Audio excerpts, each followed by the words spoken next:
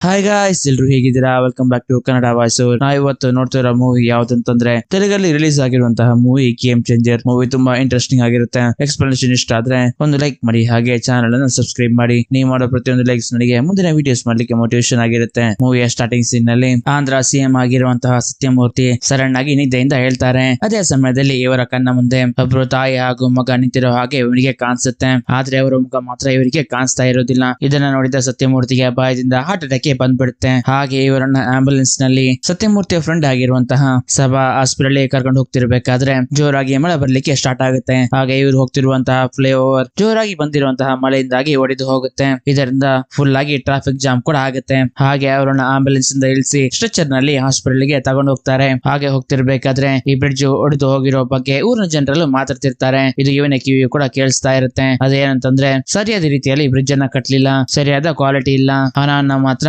ಲೂಟಿ ಮಾಡ್ತಿದ್ದಾರೆ ಅಂತ. ಹಾಗೆ ಸತ್ಯಮೂರ್ತಿಯನ್ನು ಹಾಸ್ಪಿಟಲ್ ಅಡ್ಮಿಟ್ ಕೂಡ ಮಾಡಿಸ್ತಾರೆ. ಇದೇ ಸಮಯದಲ್ಲಿ ಸತ್ಯಮೂರ್ತಿ ಇಬ್ರು ಮಕ್ಕಳನ್ನ ತೋರಿಸ್ತಾರೆ. ಇವನು ದೊಡ್ಡ ಮಗ ಹೆಸರು ಮಾಣಿಕ್ಯಂ, ಇವನು ಚಿಕ್ಕ ಮಗ ಹೆಸರು ಮೋಫಿದೇವಿ ಅಂತ.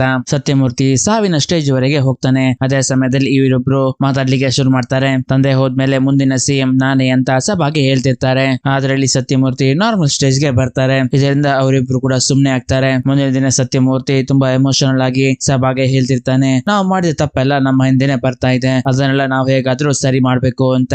ಮುಂದಿನ ಸೀನ್ ನಲ್ಲಿ ಆಂಧ್ರ ಕಡೆ ಹೋಗ್ತಿರುವಂತಹ ಒಂದು ಟ್ರೈನ್ ಅನ್ನ ತೋರಿಸ್ತಾರೆ. ಈ ಟ್ರೈನ್ ಅನ್ನ ಗುಟ್ಕಾ ರಾಜ್ ಬಹದ್ದೂರ್ ನ ರೈಟ್ ಹ್ಯಾಂಡ್ ಆಗಿರುವಂತಹ ಚೋಟು ಹಾಗೂ ಅವನ ಜನರು ಸೇರಿ ಈ ಟ್ರೈನ್ ಅನ್ನ ಮಧ್ಯದಲ್ಲಿ ಸ್ಟಾಪ್ ಮಾಡ್ತಾರೆ. ಇದೇ ಟ್ರೈನ್ ಅಲ್ಲಿ ಆಂಧ್ರಗೆ IAS ಅಧಿಕಾರಿಯಾಗಿ ಸೆಲೆಕ್ಟ್ ಆಗಿ ಊರಿಗೆ ಹೋಗ್ತಿರುವಂತಹ ರಾಮನಂದನ್ನ ತೋರಿಸ್ತಾರೆ. ಚೋಟು ಹಾಗೂ ಚೋಟುನ ಜನರು ರಾಮ್ಗೆ ಹೊಡೆದು ಅವನನ್ನ ಕರ್ಕೊಂಡು ನನ್ನ ಹತ್ರ ಕರ್ಕೊಂಡು ಬಾ ಅಂತ ಗುಟ್ಕಾ ರಾಜ್ ಬಹದ್ದೂರ್ ಹೇಳಿರ್ತಾನೆ. ಆ ಕಾರಣಕ್ಕಾಗಿ ರಾಮ್ಗೆ ಹೊಡಿಲಿಕ್ಕೆ ಅಂತ ಇಲ್ಲಿಗೆ ಎಷ್ಟು ಜನರು ಬಂದಿದ್ದಾರೆ.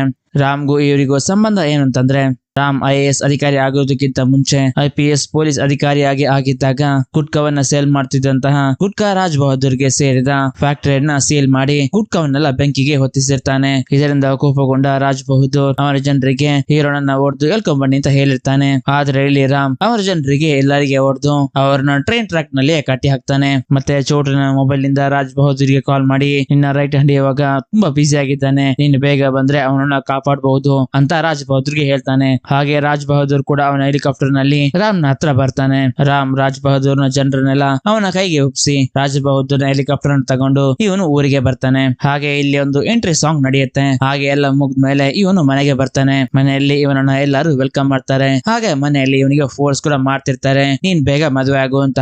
ಆದ್ರೆ ಇವನು ದಯವಿಟ್ಟು ನನ್ನ ಹತ್ರ ಆ ವಿಷಯವನ್ನ ಯಾವತ್ತೂ ಮಾತಾಡಬೇಡಿ ಅಂತ ಹೇಳ್ತಾನೆ. ಇಲ್ಲಿಗೆ ಸೀನ್ ಕಟ್ ಆಗಿ ಮುಂದಿನ ಸೀನ್ ನಲ್ಲಿ ಸಿಎಂ ಆಗಿರುವಂತಹ ಸತ್ಯಮೂರ್ತಿ ಅವನ ಕೈ ಕೆಳಗೆ ಕೆಲಸ ಮಾಡುತ್ತಿರುವಂತಹ ಎಲ್ಲ MLAs ಗಳನ್ನ ಕರೆದು ಒಂದು ಮೀಟಿಂಗ್ ಅನ್ನ ಮಾಡ್ತಾನೆ. ಇಲ್ಲಿ ಹೇಳ್ತಿರ್ತಾನೆ, ನಮ್ಮ ಆಳ್ವಿಕೆ ಮುಗಿಲಿಕ್ಕೆ ಇನ್ನು 1 ವರ್ಷ ಮಾತ್ರ ಬಾಕಿ ಇದೆ, ಅದರೊಳಗೆ ನಾವು ಜನರ ಮನಸ್ಸನ್ನ ಗೆಲ್ಬೇಕು. ನೀವು ಇದುವರೆಗೆ ಮಾಡ್ತಿದ್ದಂತಹ ಅಕ್ರಮವಾಗಿ ಮಾಡ್ತಿರುವಂತಹ ಕೆಲಸ ಹಾಗೂ ಸೆಟಲ್ಮೆಂಟ್ ಗಳು, ರೌಡಿಸಂ ಗಳು ಎಲ್ಲವನ್ನ ಇಲ್ಲಿಗೆ ಬಿಟ್ಟು ಹಾಕ್ಬೇಕು. ನಮ್ಮ ಅಧಿಕಾರವನ್ನ ಪರ್ಸನಲ್ ಕೆಲಸಕ್ಕಾಗಿ ಯೂಸ್ ಮಾಡಬಾರ್ದು ಅಂತ ಹೇಳ್ಬೇಕಾದ್ರೆ ಮಾಣಿಕ್ಯಂ ಹೇಳ್ತಾನೆ, ಯಾಕೆ ಇವಾಗ ಸಡನ್ ಆಗಿ ಈ ತರ ಹೇಳ್ತಾ ಇದ್ದೀರಾ ಅಂತ.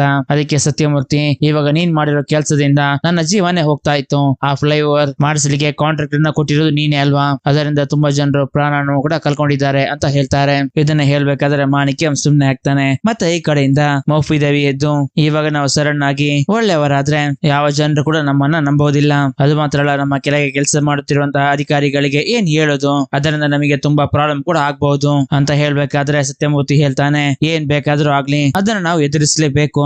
ಇನ್ನು 1 ವರ್ಷದವರೆಗೆ ನಾನೇ ಸಿಎಂ, ನಾನು ಹೇಳಿದ ಹಾಗೆ ಎಲ್ಲರೂ ನಡ್ಕೊಳ್ಳೇಬೇಕು. ಎಲ್ಲಾದ್ರೂ ಒಂದು ಚಿಕ್ಕ ತಪ್ಪು ನಡೆದ್ರು ನಿಮ್ಮ ರಾಜಕೀಯ ಜೀವನ ಹಾಗೂ ಪರ್ಸನಲ್ ಲೈಫ್ ಅನ್ನ ನೀವು ಕಲ್ಕೋತೀರಾ ಅಂತ ಹೇಳಿ ಸತ್ಯಮೂರ್ತಿ ಇಲ್ಲಿಂದ ಹೊರಟು ಹೋಗ್ತಾನೆ. ಮುಂದಿನ ಸೀನ್ ನಲ್ಲಿ ರಾಮ್ ಕೂಡ ಡ್ಯೂಟಿಗೆ ಜಾಯಿನ್ ಆಗ್ತಾನೆ. ಇಲ್ಲಿ ಇವನ ಅಸಿಸ್ಟೆಂಟ್ ಆಗಿರುವಂತಹ ಸತ್ಯಂಗೆ DRO, RDO, ಡೆಪ್ಯೂಟಿ ಕಲೆಕ್ಟರ್ ಮತ್ತು ತಹಸೀಲ್ದಾರ್ ಎಲ್ಲರನ್ನು ಇಮಿಡಿಯೇಟ್ ಆಗಿ ಕರಿ, ಅವ್ರ ಜೊತೆ ನಾನು ಮೀಟಿಂಗ್ ಅನ್ನು ಮಾಡ್ಬೇಕು ಅಂತ ಹೇಳ್ತಾನೆ. ಇಲ್ಲಿ ರಾಮ್ ಎಲ್ಲರಿಗೆ ಹೇಳ್ತಾನೆ, ಈ ಡಿಸ್ಟ್ರಿಕ್ಟ್ ನಲ್ಲಿ ಮೇಜರ್ ಪ್ರಾಬ್ಲಮ್ ಗಳು ಏನೇನಿದೆಯೋ ಅದರಿಂದ ಯಾರ್ಯಾರಿದ್ದಾರೋ ಅವರೆಲ್ಲರ ಲಿಸ್ಟ್ ನನಗೆ ಬೇಕು, ಮತ್ತೆ ನಾಳೆ ಅವರೆಲ್ಲರೂ ರಿಪೋರ್ಟ್ ಮಾಡ್ಬೇಕು ಅಂತ ಹೇಳ್ತಾರೆ. ಮುಂದಿನ ಸೀನ್ ನಲ್ಲಿ ಇಲ್ಲಿಗೆಲ್ಲಾಗಿ ಸ್ಯಾಂಡ್ ಬಿಸಿನೆಸ್ ಅನ್ನ ಮಾಡ್ತಿರುವಂತಹ ಸ್ಯಾನ್ ಸಿಂಹನನ್ನ ಭೇಟಿ ಆಗ್ಲಿಕ್ಕೆ ಮಿನಿಸ್ಟರ್ ಆಗಿರುವಂತಹ ಮೋಫಿ ದೇವಿ ಬರ್ತಾರೆ. ಮೋಫಿ ದೇವಿಯ ರೈಟ್ ಹ್ಯಾಂಡ್ ಈ ಸ್ಯಾನ್ ಸಿಂಹನೇ ಆಗಿರ್ತಾನೆ. ಮೋಫಿ ದೇವಿ ಇವನಿಗೆ ಹೇಳ್ತಾನೆ, ದಿಢೀರ್ ಅಂತ ನನ್ನ ತಂದೆ ತುಂಬಾ ಒಳ್ಳೆಯವರಾಗಿ ಮಾತಾಡ್ತಿದ್ದಾರೆ. ಇನ್ ಮುಂದೆ ಇಲ್ಲಿಗೆಲ್ಲಾಗಿರುವ ಯಾವ ಕೆಲಸವನ್ನ ಮಾಡ್ಲಿಕ್ಕೆ ನನಗೆ ಆಗುದಿಲ್ಲ. ಆದ ಕಾರಣ ಇವಾಗ ಮಾಡ್ತಿರೋ ಕೆಲಸವನ್ನ ಸ್ಟಾಪ್ ಮಾಡು. ಇನ್ನು ಯಾವುದೇ ಕೆಲಸ ಇದ್ರು ನೈಟ್ ಟೈಮ್ ಅಲ್ಲಿ ಮಾಡು ಅಂತ ಹೇಳ್ತಾನೆ. ಮತ್ತೆ ಇಲ್ಲಿ ಇವರು ಮಾತಾಡ್ತಿರ್ಬೇಕಾದ್ರೆ ನಮಗೆ ಗೊತ್ತಾಗುತ್ತೆ ಸಿಎಂ ಆಗ್ಲಿಕ್ಕೆ ಈ ಮೋಫಿ ದೇವಿ ತುಂಬಾನೇ ಟ್ರೈ ಮಾಡ್ತಿದ್ದಾನೆ. ಅದು ಮಾತ್ರ ಅಲ್ಲ, ಮೋಫಿ ದೇವಿ ಮತ್ತು ಮಾಣಿಕ್ಯಂ ಸತ್ಯಮೂರ್ತಿಯ ನಿಜವಾದ ಮಕ್ಕಳು ಅಲ್ಲ, ದತ್ತು ಪಡೆದಿರುವಂತಹ ಮಕ್ಕಳು ಅಂತ.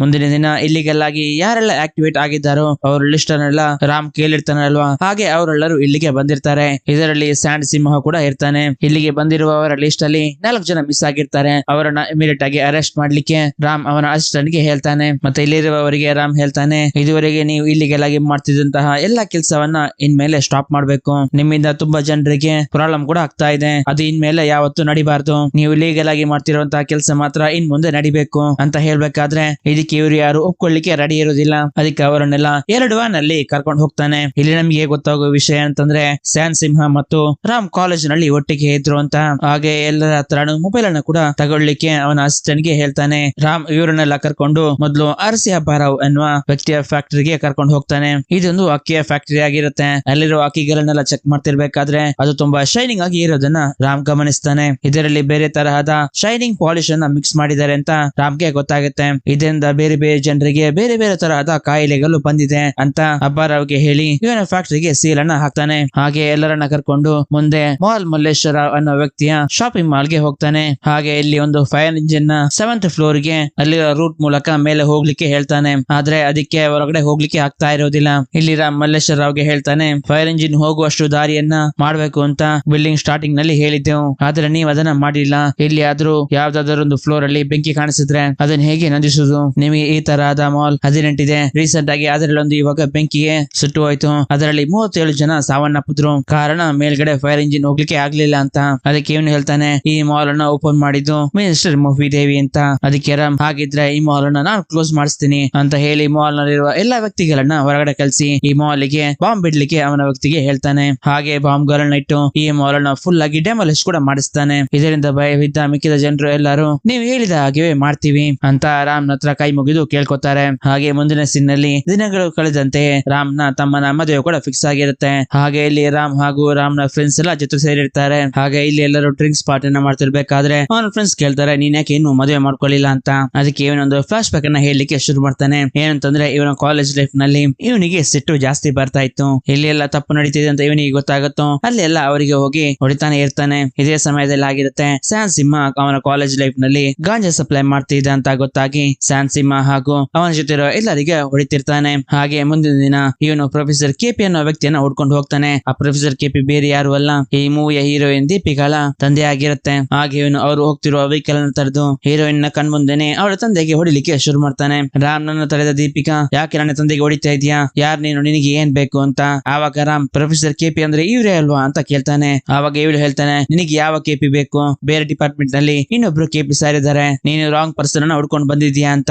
ಆವಾಗ ಅಲ್ಲಿರುವ ಸ್ಟೂಡೆಂಟ್ ಮೂಲಕ ಇವನಿಗೆ ಗೊತ್ತಾಗುತ್ತೆ ಇವನು ಹುಡ್ಕೊಂಡ್ ಬಂದಿದ್ದಂತಹ ಕೆಪಿ ಸರ್ ಬೇರೆನೆ ಅಂತ. ಈ ವಿಷಯ ಇವನಿಗೆ ಗೊತ್ತಾಗಿ ಇವನು ಕೂಡ ಸಾರಿ ನನಗೆ ತಪ್ಪಾಯ್ತು ಅಂತ ಕೇಳ್ಕೊತಾನೆ. ಆದ್ರೆ ಇವಳು ಆ ಮಾತನ್ನ ಕೇಳಿಗೆ ರೆಡಿ ಇರೋದಿಲ್ಲ. ಹಾಗೆ ಪೊಲೀಸ್ಗೆ ಕಂಪ್ಲೇಂಟ್ ಮಾಡಿ ಇವರನ್ನ ಅರೆಸ್ಟ್ ಮಾಡಿಸ್ತಾನೆ. ಇದೇ ಸಮಯದಲ್ಲಿ ರಾಮ್ ನ ಫ್ರೆಂಡ್ಸ್ ದೀಪಿಗಳ ಹತ್ರ ಹೋಗಿ ಅವ್ನು ಯಾಕೆ ಆತರ ಮಾಡ್ದ ಅಂತ ಒಂದ್ಸಲಿ ಕೇಳು ಅಂತ ರಾಮ್ ನ ಫ್ರೆಂಡ್ಸ್ ಎಲ್ಲ ಹೇಳ್ತಾರೆ. ಹಾಗೆ ವಿಷಯವನ್ನ ಹೇಳ್ತಾರೆ. ಏನಂತಂದ್ರೆ ರಾಮ್ ನ ಫ್ರೆಂಡ್ ಜೊತೆ ಪ್ರೊಫೆಸರ್ ಕೆಪಿ ಅನ್ನೋ ವ್ಯಕ್ತಿ ಮಿಸ್ಬಿಹೇವ್ ಮಾಡ್ಲಿಕ್ಕೆ ಟ್ರೈ ಮಾಡಿರ್ತಾರೆ. ಈ ವಿಷಯ ರಾಮ್ಗೆ ಗೊತ್ತಾಗಿ ಪ್ರೊಫೆಸರ್ ಕೆಪಿ ಅನ್ನೋ ವ್ಯಕ್ತಿಯನ್ನ ಹುಡ್ಕೊಂಡು ಬಂದಿರ್ತಾನೆ. ಇದೇ ಸಮಯದಲ್ಲಿ ಆಗಿರುತ್ತೆ ದೀಪಿಕರ ತಂದೆಗೆ ಹೊಡೆದಿರೋದು, ಅವ್ನ್ ಮಿಸ್ ಆಗಿ ನಿಮ್ಮ ತಂದೆಗೆ ಹೊಡೆದಿರೋದು ಅಂತ ಇವರೆಲ್ಲ ಹೇಳಿದ್ಮೇಲೆ ಇವಳಿಗೆ ಅವನ ಮೇಲೆ ಒಂದು ಒಳ್ಳೆ ಅಭಿಪ್ರಾಯ ಬಂದ ಮೇಲೆ ಇವಳು ಸ್ಟೇಷನ್ ಗೆ ಹೋಗಿ ಕೇಸನ್ನ ವಾಪಸ್ ತಗೋತಾಳೆ. ಹಾಗೆ ಇವನನ್ನು ಕೂಡ ರಿಲೀಸ್ ಮಾಡ್ತಾರೆ. ಇದೇ ಸಮಯದಲ್ಲಿ ಆಗಿರುತ್ತೆ ರಾಮ್ಗೆ ದೀಪಿಕಾಳ ಮೇಲೆ ಲವ್ ಆಗಿರೋದು. ಹಾಗೆ ಇವನು ಕಾಲೇಜ್ಗೆ ಬಂದ್ಮೇಲೆ ಇವನು ಯಾವ ಕೆಪಿ ಸರ್ಗೆ ಹೊಡಿಬೇಕು ಅಂತ ಅನ್ಕೊಂಡಿದ್ನೋ ಆ ಕೆಪಿ ಸರ್ಗೆ ಸರಿಯಾಗಿ ಹೊಡಿಲಿಕ್ಕೆ ಶುರು ಮಾಡ್ತಾನೆ. ಇದನ್ನ ದೀಪಿಕಾ ಕೂಡ ನೋಡ್ತಾಳೆ. ಹಾಗೆ ಮುಂದಿನ ದಿನ ರಾಮ್ ದೀಪಿಕಾನ ಇಂಪ್ರೆಸ್ ಮಾಡ್ಲಿಕ್ಕೆ ಟ್ರೈ ಮಾಡ್ತಿರ್ತಾನೆ. ಆದ್ರೆ ದೀಪಿಕಾ, ನೀನ್ ಏನೇ ಟ್ರೈ ಮಾಡಿದ್ರು ನಾನು ನಿನ್ನ ಲವ್ ಮಾಡೋದಿಲ್ಲ ಅಂತ ಹೇಳ್ತಾಳೆ.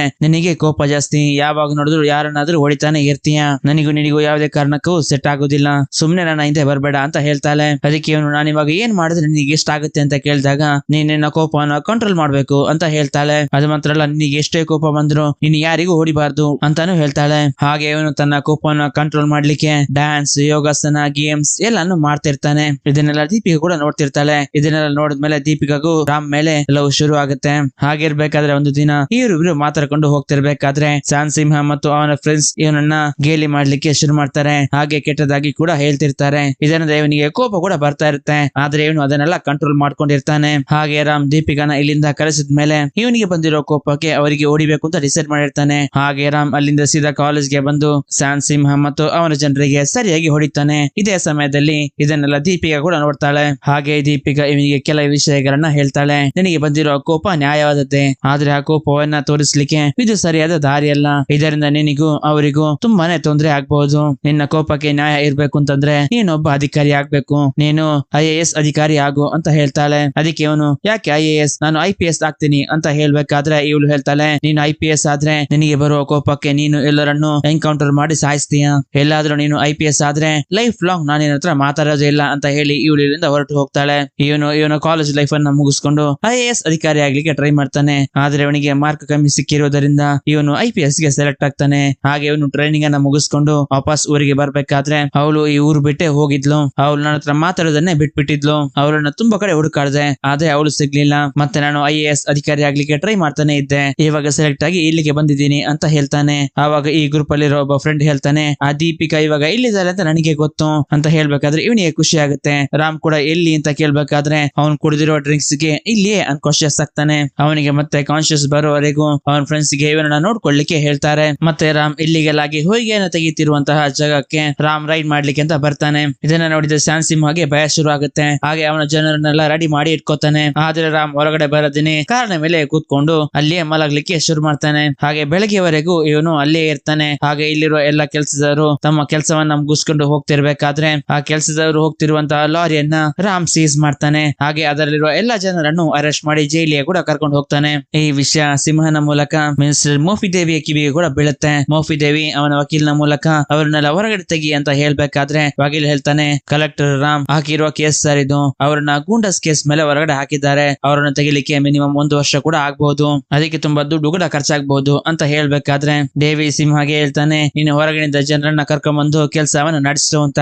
ಹಾಗೆ ಮುಂದಿನ ದಿನ ರಾಮ್ ಅವನ ಫ್ರೆಂಡ್ ನ ಮೂಲಕ ಅಡ್ರೆಸ್ ಅನ್ನ ತಿಳ್ಕೊಂಡು ಅವರನ್ನ ಹುಡ್ಕೊಂಡು ಒಂದು ಓಲ್ಡ್ ಏಜ್ ಹೋಮ್ ಹತ್ರ ಹೋಗ್ತಾನೆ. ಹಾಗೆ ಈ ವಿಷಯ ದೀಪಿಕಾ ಕೂಡ ಗೊತ್ತಾಗುತ್ತೆ. ಹಾಗೆ ದೀಪಿಕಾ ರಾಮ್ ನನ್ನ ಹೊರಗಡೆ ಬರ್ಲಿಕ್ಕೆ ಹೇಳ್ತಾಳೆ. ಆದ್ರೆ ರಾಮ್ ಹೊರಗಡೆ ಬರ್ತಾ ಇರೋದಿಲ್ಲ. ರಾಮ್ ಸತ್ಯಗೆ ದೀಪಿಕಾಳನ್ನ ಇಲ್ಲಿಗೆ ಬರ್ಲಿಕ್ಕೆ ಹೇಳು ಅಂತ ಹೇಳ್ತಾನೆ. ಆದ್ರೆ ಅವಳು ಕೂಡ ಇಲ್ಲಿಗೆ ಬರ್ತಾ ಇರೋದಿಲ್ಲ. ಇದರಿಂದ ರಾಮ್ಗೆ ಬೇಜಾರಾಗಿ ರಾಮ್ ತನ್ನ ಕಾರ್ ತಗೊಂಡು ವಾಪಸ್ ಹೋಗ್ಬೇಕಾದ್ರೆ ದೀಪಿಕಾ ರಾಮ್ನ ಮೇಲಿರೋ ಎಲ್ಲಾ ಕೋಪವನ್ನ ಮರೆತು ರಾಮ್ನ ನೋಡ್ಲಿಕ್ಕೆ ಹೊರಗಡೆ ಬರ್ತಾರೆ. ಇದನ್ನ ನೋಡಿದ ರಾಮ್ ಕಾರ್ ನಿಲ್ಸಿ ಇಬ್ರು ಜೊತೆಗೆ ಮಾತಾಡ್ಲಿಕ್ಕೆ ಶುರು ಮಾಡ್ತಾರೆ. ಹಾಗೆ ಇವರಿಬ್ರು ಮಾತಾಡ್ತಾ ದೀಪಿಕಾ ಅವನನ್ನ ಒಳಗಡೆ ಬರ್ಲಿಕ್ಕೆ ಹೇಳ್ತಾಳೆ. ಆದ್ರೆ ಇವನು ನನಗೆ ಅಲ್ಲಿಗೆ ಬರ್ಲಿಕ್ಕೆ ಆಗುದಿಲ್ಲ ಅಂತ ಹೇಳ್ತಾನೆ. ಇದರಿಂದ ಕೋಪಗೊಂಡ ಇವಳು ಇಲ್ಲಿಂದ ಹೋಗ್ಬೇಕಾದ್ರೆ ಇಲ್ಲಿಗೆ ಇನ್ನೊಂದು ಡಿಸ್ಟ್ರಿಕ್ಟ್ ನ ಕಲೆಕ್ಟರ್ ಬಂದು ರಾಮ್ಗೆ ಹೇಳ್ತಾರೆ, ನೀವು ನನ್ನ ಪರ್ಮಿಷನ್ ಇಲ್ಲದೆ ನೀವು ಬೇರೆ ಡಿಸ್ಟ್ರಿಕ್ಟ್ ಗೆ ಬರಬಾರ್ದು. ನೀವು ಡಿಸ್ಟ್ರಿಕ್ಟ್ ತಾಂಡಿ ಬಂದಿರೋದ್ರಿಂದ ನಿಮ್ಮನ್ನ ಕೆಲಸದಿಂದ ತೆಗೆದು ಹಾಕ್ತೀನಿ ಅಂತ ಹೇಳ್ಬೇಕಾದ್ರೆ ರಾಮ್ ಹೇಳ್ತಾನೆ, ನಾನು ನನ್ನ ಡಿಸ್ಟ್ರಿಕ್ಟ್ ಅನ್ನ ದಾಟಿ ಬಂದಿಲ್ಲ, ನೀವು ನನ್ನ ಡಿಸ್ಟ್ರಿಕ್ಟ್ ಒಳಗೆ ಬಂದಿದ್ದೀರಾ ಅಂತ ಹೇಳಿ ಅಲ್ಲಿರೋ ಒಂದು ಮೈಲುಗಳನ್ನ ತೋರಿಸ್ತಾನೆ. ಹಾಗೆ ಒಂದು ಲೈನ್ ಅನ್ನು ಕೂಡ ಎಳೆದು ತೋರಿಸ್ತಾನೆ. ಇದರಿಂದ ಬಂದಿರೋ ಕಲೆಕ್ಟರ್ ಕೂಡ ಸುಮ್ನೆ ಆಗ್ತಾನೆ. ಈ ವಿಷಯ ದೀಪಿಕಾಗೆ ಗೊತ್ತಾಗಿ ಇವರಿಬ್ರು ಮತ್ತೆ ಒಂದಾಗ್ತಾರೆ. ಮುಂದಿನ ಸೀನ್ ನಲ್ಲಿ ಸ್ಯಾನ್ ಮೈನಿಂಗ್ ಕೆಲಸಕ್ಕೆ ಯಾರು ಬರಲ್ಲ ಅಂತ ಸ್ಯಾನ್ ಸಿಂಹನ ಮೂಲಕ ಮಿನಿಸ್ಟರ್ ಮೋಫಿ ದೇವಿಗೆ ಗೊತ್ತಾಗಿ ಮೋಫಿ ದೇವಿ ಕಲೆಕ್ಟರ್ ಆಗಿರುವಂತಹ ರಾಮ್ಗೆ ಕಾಲ್ ಮಾಡಿ ನನ್ನ ಇವಾಗ್ಲೇ ಮೀಟ್ ಮಾಡ್ಲಿಕ್ಕೆ ಬಾ ಅಂತ ಹೇಳ್ತಾರೆ. ಆದ್ರೆ ಇವನು ನನಗೆ ಇವಾಗ ಬರ್ಲಿಕ್ಕೆ ಆಗುದಿಲ್ಲ ಅಂತ ಸತ್ಯನ ಮೂಲಕ ಹೇಳಿಸ್ತಾರೆ. ಇದರಿಂದ ಕೋಪಗೊಂಡ ಮಿನಿಸ್ಟರ್ ಡೈರೆಕ್ಟ್ ಆಗಿ ರಾಮ್ ನನ್ನ ಮೀಟ್ ಆಗ್ಲಿಕ್ಕೆ ರಾಮ್ನ ಆಫೀಸ್ಗೆ ಬರ್ತಾರೆ. ಇಲ್ಲಿ ಇವನು ಹೇಳ್ತಾನೆ, ನಾನು ಮಿನಿಸ್ಟರ್, ನಾನು ಕರೆದಾಗ ನೀನ್ ಬರ್ಲೇಬೇಕು, ಯಾಕೆ ಇಷ್ಟೊಂದು ಬಿಲ್ಡಪ್ ಕೊಡ್ತಾ ಇದೀಯ ಅಂತ. ಆವಾಗ ರಾಮ್ ಹೇಳ್ತಾನೆ, ನಾನೊಂದು ಇಂಪಾರ್ಟೆಂಟ್ ಮೀಟಿಂಗ್ ಅಲ್ಲಿ ಇದ್ದೀನಿ, ಅದಕ್ಕೆ ನನಗೆ ಬರ್ಲಿಕ್ಕೆ ಆಗ್ಲಿಲ್ಲ. ನೀವು ನನ್ನ ಜೊತೆ ಮಾತಾಡ್ಬೇಕು ಅಂತಂದ್ರೆ ನೀವು ಸ್ವಲ್ಪ ಹೊತ್ತು ವೇಟ್ ಮಾಡ್ಲೇಬೇಕು ಅಂತ. ಮಿನಿಸ್ಟರ್ ಮೋಫಿ ದೇವಿಗೆ ಬೇರೆ ದಾರಿ ಇಲ್ಲದೆ ಇವನ್ ಕೂಡ ವೇಟ್ ಮಾಡ್ಲಿಕ್ಕೆ ಶುರು ಮಾಡ್ತಾನೆ. ಹಾಗೆ ತುಂಬಾ ಹೊತ್ತಾದ್ಮೇಲೆ ಮಿನಿಸ್ಟರ್ ನ ಮಾತಾಡ್ಲಿಕ್ಕೆ ಹೊರಗಡೆ ಕರೀತಾನೆ. ಇಲ್ಲಿ ಮಿನಿಸ್ಟರ್ ಹೇಳ್ತಾರೆ, ನಿನಗೆ ನನ್ನ ಜನರನ್ನ ಗೂಂಡಸ್ ಆಕ್ಟ್ ನ ಮೂಲಕ ಅರೆಸ್ಟ್ ಮಾಡ್ಲಿಕ್ಕೆ ಅಧಿಕಾರ ಇದೆ, ಆದ್ರೆ ಅದನ್ನ ರಿವೋಕ್ ಮಾಡುವ ಅಧಿಕಾರ ಮಿನಿಸ್ಟರ್ ಆಗಿ ನನಗೆ ಇದೆ, ಮೊದಲು ರಿವೋಕ್ ಮಾಡು ಅಂತ ಹೇಳ್ತಾನೆ. ಆವಾಗ ರಾಮ್, ಇದನ್ನೆಲ್ಲ ನನಗೆ ಬರೆದು ಸಿಗ್ನೇಚರ್ ಹಾಕಿ ಕೊಡಿ, ಆವಾಗ ಮಾತ್ರ ನಾನು ಅವರನ್ನೆಲ್ಲ ಬಿಡುಗಡೆ ಮಾಡ್ತೀನಿ ಅಂತ ಹೇಳ್ತಾನೆ. ಆವಾಗ ಇವನು ಹೇಳ್ತಾನೆ, ಇನ್ ಯಾರ ಜೊತೆ ಮಾತಾಡ್ತೀನಿ ಅಂತ ನೋಡ್ಕೊಂಡು ಮಾತಾಡು, ಮುಂದಿನ CM ನಾನು, ಆಫ್ಟರ್ ಆಲ್ ನೀನೊಬ್ಬ ಕಲೆಕ್ಟರ್ ಅಷ್ಟೇ ಅಂತ. ಆವಾಗ ರಾಮ್ ಹೇಳ್ತಾನೆ, ನೀನ್ ಬರೇ ಹಣ ಕೊಟ್ಟು ಮಿನಿಸ್ಟರ್ ಆದವ್ರು ನೀನು, ಆದ್ರೆ ನಾನು ಕಲ್ತು ಎಕ್ಸಾಮ್ ಬರ್ದು ಕಲೆಕ್ಟರ್ ಆದವ್ನು ನಾನು. ನೀನ್ ಬರೇ 5 ವರ್ಷ ಮಾತ್ರ ಇರ್ತೀಯ, ಆದ್ರೆ ನಾನು ಲೈಫ್ ಲಾಂಗ್ IAS ಆಗಿರ್ತೀನಿ. ಮತ್ತೆ IAS ನ ಪವರ್ ಏನಂತೇಳಿ ಇವನಿಗೆ ಹೇಳ್ತಾನೆ. ಮತ್ತೆ ಇಲ್ಲಿಂದ ರಾಮ್, ನನಗೆ ಸ್ವಲ್ಪ ಬೇರೆ ಕೆಲಸ ಇದೆ ಅಂತ ಹೇಳಿ ಇಲ್ಲಿಂದ ಹೊರಡ್ತಾನೆ. ಇದರಿಂದ ಕೋಪಗೊಂಡ ಮೋಪಿ ದೇವಿ ಸಿಂಹಗೆ ಹೇಳ್ತಾನೆ, ಅವನು ಮನೆಗೆ ಹೋಗೋದ್ರೊಳಗೆ ಅವನನ್ನು ಹೇಗಾದ್ರೂ ಸಾಯಿಸು ಅಂತ. ಆವಾಗ ಸಿಂಹ ಹೇಳ್ತಾನೆ, ಈ ವಕ್ತನೇ ನಾವು ಅವನ ಆಫೀಸಿಂದ ಹೊರಗಡೆ ಬಂದಿದ್ದೀವಿ, ಹೋಗಿದ್ದೇವೆ, ಎಲ್ಲಾದ್ರೂ ಅವರನ್ನ ಸಾಯಿಸಿದ್ರೆ ನಾವು ಯಾರನ್ನು ಸಾಯಿಸಿದ್ವಿ ಅಂತ ಎಲ್ಲರೂ ಅನ್ಕೋತಾರೆ. ಇವಾಗ ಬೇಡ, ನೀವು ಸಿಎಂ ಅಂದ್ಮೇಲೆ ನಾವು ನೋಡ್ಕೊಳ್ಳೋಣ ಅಂತ ಹೇಳ್ತಾನೆ. ಮುಂದಿನ ದಿನ ಒಂದು ಗವರ್ಮೆಂಟ್ ಇಂದ ಆರ್ಡರ್ ತಗೊಂಡು ದೀಪಿಕಾಳನ್ನ ಮೀಟ್ ಆಗ್ಲಿಕ್ಕೆ ಬರ್ತಾನೆ. ಹಾಗೆ ಅವಳು ಇರುವ ಓಲ್ಡ್ ಏಜ್ ಹೋಮ್ ಗೆ ಹೋಗ್ತಾನೆ. ಹಾಗೆ ಇಲ್ಲಿರುವ ಎಲ್ಲರಿಗೆ ರಾಮನ ಪರಿಚಯ ಮಾಡಿ ಕೊಡ್ತಾಳೆ. ನಾನು ಮದುವೆ ಆಗುವ ಹುಡುಗ ಇವನೇ ಅಂತ. ಹಾಗೆ ದೀಪಿಕಾ ರಾಮನನ್ನ ಕರ್ಕೊಂಡು ಒಂದು ರೂಮ್ ಗೆ ಹೋಗ್ತಾಳೆ. ಅಲ್ಲೇ ಕೂತ್ಕೊಂಡು ತುಂಬಾ ಲೆಟರ್ ಗಳನ್ನ ಬರೀತಿರುವಂತಹ ಪಾರ್ವತಿಯನ್ನ ಪರಿಚಯ ಮಾಡಿ ಕೊಡ್ತಾಳೆ. ಆದ್ರೆ ಪಾರ್ವತಿ ತಲೆ ಎತ್ತಿ ಮಾತಾಡ್ತಾನೆ ಇರೋದಿಲ್ಲ. ರಾಮ್ ಇವ್ರು ಯಾರು, ಯಾಕೆ ಈ ತರ ಲೆಟರ್ ಗಳನ್ನ ಬರೀತಿದ್ದಾರೆ ಅಂತ ಕೇಳಿದಾಗ ದೀಪಿಕಾ ಹೇಳ್ತಾಳೆ, ಇವ್ರ ಹೆಸರು ಪಾರ್ವತಿ ಅಮ್ಮ. ಇವರು ಯಾವುದೋ ಒಂದು ಶಾಕ್ ಗೆ ಒಳಗಾಗಿ ಇವರ ತಲೆಯಲ್ಲಿರುವ ನರ್ವ್ ಸಿಸ್ಟಮ್ ಗೆ ಎಫೆಕ್ಟ್ ಆಗಿ ಇವರು ಯಾರನ್ನು ಕೂಡ ಕಣ್ಣೆತ್ತಿ ಮಾತಾಡೋದಿಲ್ಲ. ಶ್ರೀಕಾಕುಳಂ ಎನ್ನುವ ಊರಲ್ಲಿರುವ ಒಬ್ಬ NGO ಇಲ್ಲಿಗೆ ಕರ್ಕೊಂಡ್ ಬಂದು ಬಿಟ್ಟು ಹೋದ್ರು. ಇಲ್ಲಿಗೆ ಬಂದ್ಮೇಲೆ ಪೇಪರ್ ಅಲ್ಲಿ ಬರುತ್ತಿರುವಂತಹ ಎಲ್ಲಾ ನ್ಯೂಸ್ ಗಳನ್ನ ಓದಿ ಎಲ್ಲಿ ಎಲ್ಲ ಅನ್ಯಾಯವಾಗ್ತಿದೆಯೋ ಅದನ್ನೆಲ್ಲ ಒಂದು ಪೇಪರ್ ಅಲ್ಲಿ ಬರೆದು ಪಿಟಿಷನ್ ಆಗಿ CM ಗೆ ಕಳಿಸ್ತಿರ್ತಾರೆ. ಕೆಳಗೆ ಬಿದ್ದಿರುವಂತಹ ಒಂದು ಪಿಟಿಷನ್ ಅನ್ನ ಈರ ಹೊತ್ತ ಇದೇ ಕಾರಣಕ್ಕಾಗಿ ನಾಳೆ CM ವೈಜಾಗ್ ಗೆ ಬರ್ತಿದ್ದಾರೆ. ಆಮೇಲೆ ಅವರೆಲ್ಲ ಪ್ರೋಟೋಕಾಲ್ ಅನ್ನ ನಾನೇ ನೋಡ್ತಿದ್ದೀನಿ ಅಂತ ಹೇಳ್ಬೇಕಾದ್ರೆ ಪಾರ್ವತಿಯಮ್ಮ ಹೇಳ್ತಾರೆ, ನನ್ನನ್ನು ಆ ಫಂಕ್ಷನ್ ಗೆ ಕರ್ಕೊಂಡು ಹೋಗು ಅಂತ. ಮುಂದಿನ ದಿನ CM ಸ್ಟೇಜ್ ನಲ್ಲಿ ಮಾತಾಡ್ತಿರ್ಬೇಕಾದ್ರೆ ಪಾರ್ವತಿ ಎದ್ದು CM ಗೆ ಹೇಳ್ತಾಳೆ, ನಾನ್ ನನಗೆ ಎಷ್ಟೊಂದು ಪಿಟಿಷನ್ ಗಳನ್ನ ಹಾಕಿದ್ದೀನಿ, ಆದ್ರೆ ನೀನು ಒಂದನ್ನು ಕೂಡ ನೆರವೇರಿಸಲಿಲ್ಲ ಅಂತ ಹೇಳ್ಬೇಕಾದ್ರೆ ಸ್ಟೇಜ್ ಅಲ್ಲಿ ಇರುವ ಮೋಫಿದೇವಿ ಅವನ ಜನರಿಗೆ ಹೇಳ್ತಾನೆ, ಮೊದ್ಲು ಇಲ್ಲಿಂದ ಅವಳನ್ನ ಎಳ್ಕೊಂಡು ಹೋಗಿ ಅಂತ.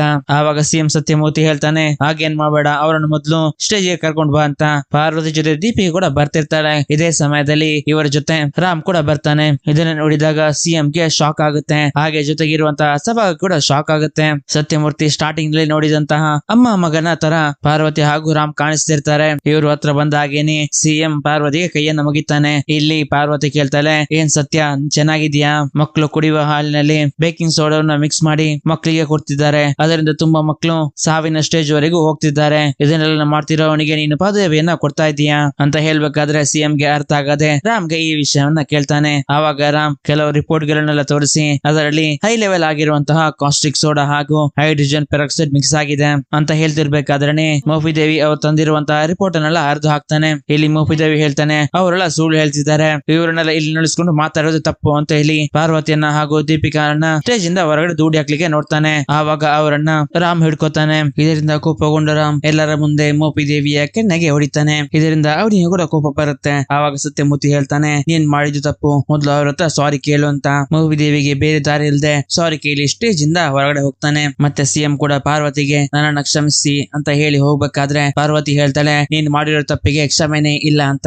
ಇದನ್ನ ಯೋಚಿಸ್ತಾ CM ಇಲ್ಲಿಂದ ಹೋಗ್ಬೇಕಾದ್ರೆ ಸಡನ್ ಆಗಿ ಕುಸಿದು ಬೀಳೋ ತರ ಹೋಗ್ತಾರೆ. ಅದೇ ಸಮಯದಲ್ಲಿ ಅವರನ್ನ ಹಾಸ್ಪಿಟಲ್ ಗೆ ಕೂಡ ಸೇರಿಸ್ತಾರೆ. ಇಲ್ಲಿ ಸತ್ಯಮೂರ್ತಿ ನಾರ್ಮಲ್ ಸ್ಟೇಜ್ ಗೆ ಬಂದ ಮೇಲೆ ಇಲ್ಲಿ ಮೋಫಿದೇವಿ ಸತ್ಯಮೂರ್ತಿಗೆ ಹೇಳ್ತಾನೆ, ಅವನು ಎಲ್ಲರ ಮುಂದೆ ನನಗೆ ಹೊಡೆದಿದ್ದಾನೆ, ಅವನನ್ನ ಸಾರಿ ಕೇಳಿಸುದು ಬಿಟ್ಟು ನನಗೆ ನೀವು ಸಾರಿನ ಕೇಳಿಕೆ ಹೇಳಿದ್ದೀರಾ, ನಾಳೆ ನಾನು CM ಆದ್ರೆ ನನ್ನ ಮರ್ಯಾದೆ ಏನಾಗೋದು ಅಂತ ಮೊದ್ಲು ಅವನಿಗೆ ಏನಾದ್ರು ಮಾಡಿ ಅಂತ ಹೇಳ್ತಾನೆ. ಅವಾಗ ಸತ್ಯಮೂರ್ತಿ ಸಭಾಗೆ ಹೇಳಿ ರಾಮ್ಗೆ ಸಸ್ಪೆಂಡ್ ಆರ್ಡರ್ ಅನ್ನ ಕಳಿಸ್ಲಿಕ್ಕೆ ಹೇಳ್ತಾನೆ. ಅದು ಮಾತ್ರ ಅಲ್ಲ, ಮೋಫಿದೇವಿಯನ್ನ ಮಿನಿಸ್ಟರ್ ಪದವಿಯಿಂದ ಕೆಳಗಿಳಿಸ್ತಾನೆ. ಇದರಿಂದ ಅವನಿಗೆ ಸಿಟ್ಟು ಕೂಡ ಬರುತ್ತೆ. ಈ ಕಡೆ ಸಸ್ಪೆನ್ಷನ್ ಆರ್ಡರ್ ನ ನೋಡಿದ ಹೀರೋಗೂ ಬೇಜಾರಾಗುತ್ತೆ. ಹಾಗೆ ಇವನು ಬೇಜಾರಿಂದ ಇರ್ಬೇಕಾದ್ರೆ ಇಲ್ಲಿಗೆ ದೀಪಿಗೆ ಬಂದು ಅವನನ್ನ ಸಮಾಧಾನ ಮಾಡ್ಲಿಕ್ಕೆ ನೋಡ್ತಾಳೆ. ಆವಾಗ ಇವನು ಹೇಳ್ತಾನೆ, ನಾನು ಸಸ್ಪೆಂಡ್ ಆಗಿರೋದಕ್ಕೆ ಬೇಜಾರಾಗ್ತಾ ಇಲ್ಲ, ನಾನು ನನ್ನ ಇಶ್ಯೂವನ್ನ ನನ್ನ ಮೇಲಧಿಕಾರಿಗೆ ತಿಳಿಸಿದ್ದೀನಿ, ಆದಷ್ಟು ಬೇಗ ನಾನು ನನ್ನ ಪ್ಲೇಸ್ ಗೆ ವಾಪಸ್ ಬರ್ತೀನಿ. ಆದ್ರೆ ನಾನು ಇದುವರೆಗೆ ಸ್ಟಾಪ್ ಮಾಡಿರುವಂತಹ ಎಲ್ಲ ಇಲ್ಲಿಗಲ್ ಕೆಲಸ ಮತ್ತೆ ಮುಂದುವರಲಿಕ್ಕೆ ಚಾನ್ಸಸ್ ಕೂಡ ಇದೆ ಅಂತ ಹೇಳ್ತಾನೆ. ಹಾಗೆ ಇಲ್ಲಿ ಇವರು ಒಬ್ರಿಗೊಬ್ರು ಮಾತಾಡ್ತಾ ತುಂಬಾ ಎಮೋಷನಲ್ ಆಗಿ ಒಬ್ರಿಗೊಬ್ರು ತಬ್ಬಿಕೊಳ್ತಾರೆ. ಇಲ್ಲಿಗೆ ಸೀನ್ ಕಟ್ ಆಗಿ ಹಾಸ್ಪಿಟಲ್ ಅಲ್ಲಿ ತೋರಿಸ್ತಾರೆ. ಇಲ್ಲಿ ಯಾರು ಇಲ್ಲದ ಟೈಮ್ ಅಲ್ಲಿ ಮೋಫಿದೇವಿ ಸತ್ಯಮೂರ್ತಿ ಹತ್ರ ಬಂದು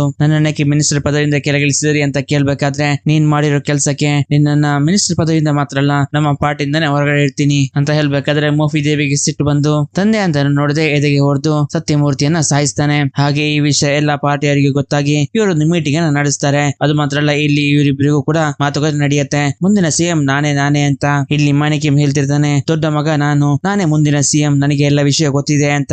ಮುಂದಿನ CM ನಾನೇ ಅಂತ ಹೇಳ್ಬೇಕಾದ್ರೆ ಸತ್ಯಮೂರ್ತಿಯನ್ನ ಸಾಯಿಸಿದ್ದು ಬೇರೆ ಯಾರು ಅಲ್ಲ, ಮೋಫಿದೇವಿ ಅಂತ ಮಾಣಿಕ್ಯಂಗೆ ಕೂಡ ಗೊತ್ತಾಗುತ್ತೆ. ಇದರಿಂದ ಭಯವಿದ್ದ ಮಾಣಿಕ್ಯಂ ಮುಂದಿನ CM ಮೋಫಿದೇವಿ ಆಗ್ಲಿ ಅಂತ ಬಿಟ್ಟು ಕೊಡ್ತಾನೆ. ಮೋಫಿದೇವಿ ಪ್ರಮಾಣ ವಚನ ಸ್ವೀಕಾರ ಮಾಡೋದಕ್ಕಿಂತ ಮುಂಚೆ ತನ್ನ ತಂದೆಯ ಅಂತ್ಯಕ್ರಿಯೆಯನ್ನ ಮಾಡ್ಲಿಕ್ಕೆ ಡಿಸೈಡ್ ಮಾಡ್ತಾನೆ. ಇದೇ ಸಮಯದಲ್ಲಿ ಇನ್ನೊಬ್ಬನಿಗೆ ಅಂತ್ಯಕ್ರಿಯೆಯನ್ನ ಮಾಡ್ಬೇಕು ಅಂತ ಅವನ ಜನರಿಗೆ ಹೇಳ್ತಾನೆ. ಅದು ಬೇರೆ ಯಾರಿಗೂ ಅಲ್ಲ, ರಾಮ್ಗೆ ಅಂತ ಹೇಳ್ತಾನೆ. ಹಾಗೆ ಮೋಫಿದೇವಿ ಪ್ಲಾನ್ ಮಾಡಿ ಒಂದ್ ಕಡೆ ಗಲಾಟೆನ ಸೃಷ್ಟಿ ಮಾಡ್ಲಿಕ್ಕೆ ಹೇಳ್ತಾನೆ. ಇನ್ನೊಂದ್ ಕಡೆ ರಾಮ್ನ ಮದುವೆ ಎಲ್ಲಾ ತಯಾರಿಗಳು ನಡೀತಿರ್ಬೇಕಾದ್ರೆ ಇಲ್ಲಿಗೆ ಪೊಲೀಸರು ಬಂದು, ನೀವು ಮಿನಿಸ್ಟರ್ ನ ಹೊಡೆದಿರೋದಕ್ಕೆ ನಾವು ನಿಮ್ಮನ್ನ ಅರೆಸ್ಟ್ ಮಾಡ್ತಿದ್ದೀವಿ ಅಂತ ಹೇಳಿ ರಾಮನ್ನ ಕರ್ಕೊಂಡು ಹೋಗ್ತಾರೆ. ಹಾಗೆ ರಾಮ್ನನ್ನ ಕರ್ಕೊಂಡು ಹೋಗಿ ಗಲಾಟೆ ನಡೀತಿರುವ ಜಾಗದಲ್ಲಿ ಬಸ್ ಅನ್ನ ನಿಲ್ಲಿಸಿ ಹೊರಗಡೆ ಅವನ ಕೈಯನ್ನ ಕಟ್ಟಿ ಹಾಕಿ ಪೊಲೀಸರು ಇಲ್ಲಿಂದ ಹೊರಟು ಹೋಗ್ತಾರೆ. ರಾಮ್ನನ್ನ ಸಾಯಿಸ್ಲಿಕ್ಕೆ ಮೋಫಿದೇವಿನೇ ಜನರನ್ನ ಇಲ್ಲಿಗೆ ಕಳಿಸಿರ್ತಾನೆ. ಹಾಗೆ ಇಲ್ಲಿಗೆ ಸಾನ್ ಸಿಂಹ ಹಾಗೂ ಅವನ ಜನರು ಬಂದು ಇವನ ಮೇಲೆ ದಾಳಿ ಮಾಡ್ಲಿಕ್ಕೆ ಶುರು ಮಾಡ್ತಾರೆ. ಹಾಗೆ ಇವನ್ ಕೂಡ ಅವ್ರ ಜೊತೆ ಫೈಟ್ ಮಾಡ್ಲಿಕ್ಕೆ ಶುರು ಮಾಡ್ತಾನೆ. ಈ ಕಡೆ ಸಿಎಂ ನ ಅಂತ್ಯ ಸಂಸ್ಕಾರ ಕೂಡ ನಡೀತಾ ಇರುತ್ತೆ. ಇದೇ ಸಮಯದಲ್ಲಿ ಮುಫಿದೇವಿಯ ತಲೆಯನ್ನು ಕೂಡ ಬೋಳಿಸ್ತಾರೆ. ಇದೇ ಸಮಯದಲ್ಲಿ ಸಭಾ ಎಲ್ಲರ ಮುಂದೆ ಒಂದು ಪೆನ್ ಡ್ರೈವ್ ಅನ್ನು ತೋರಿಸಿ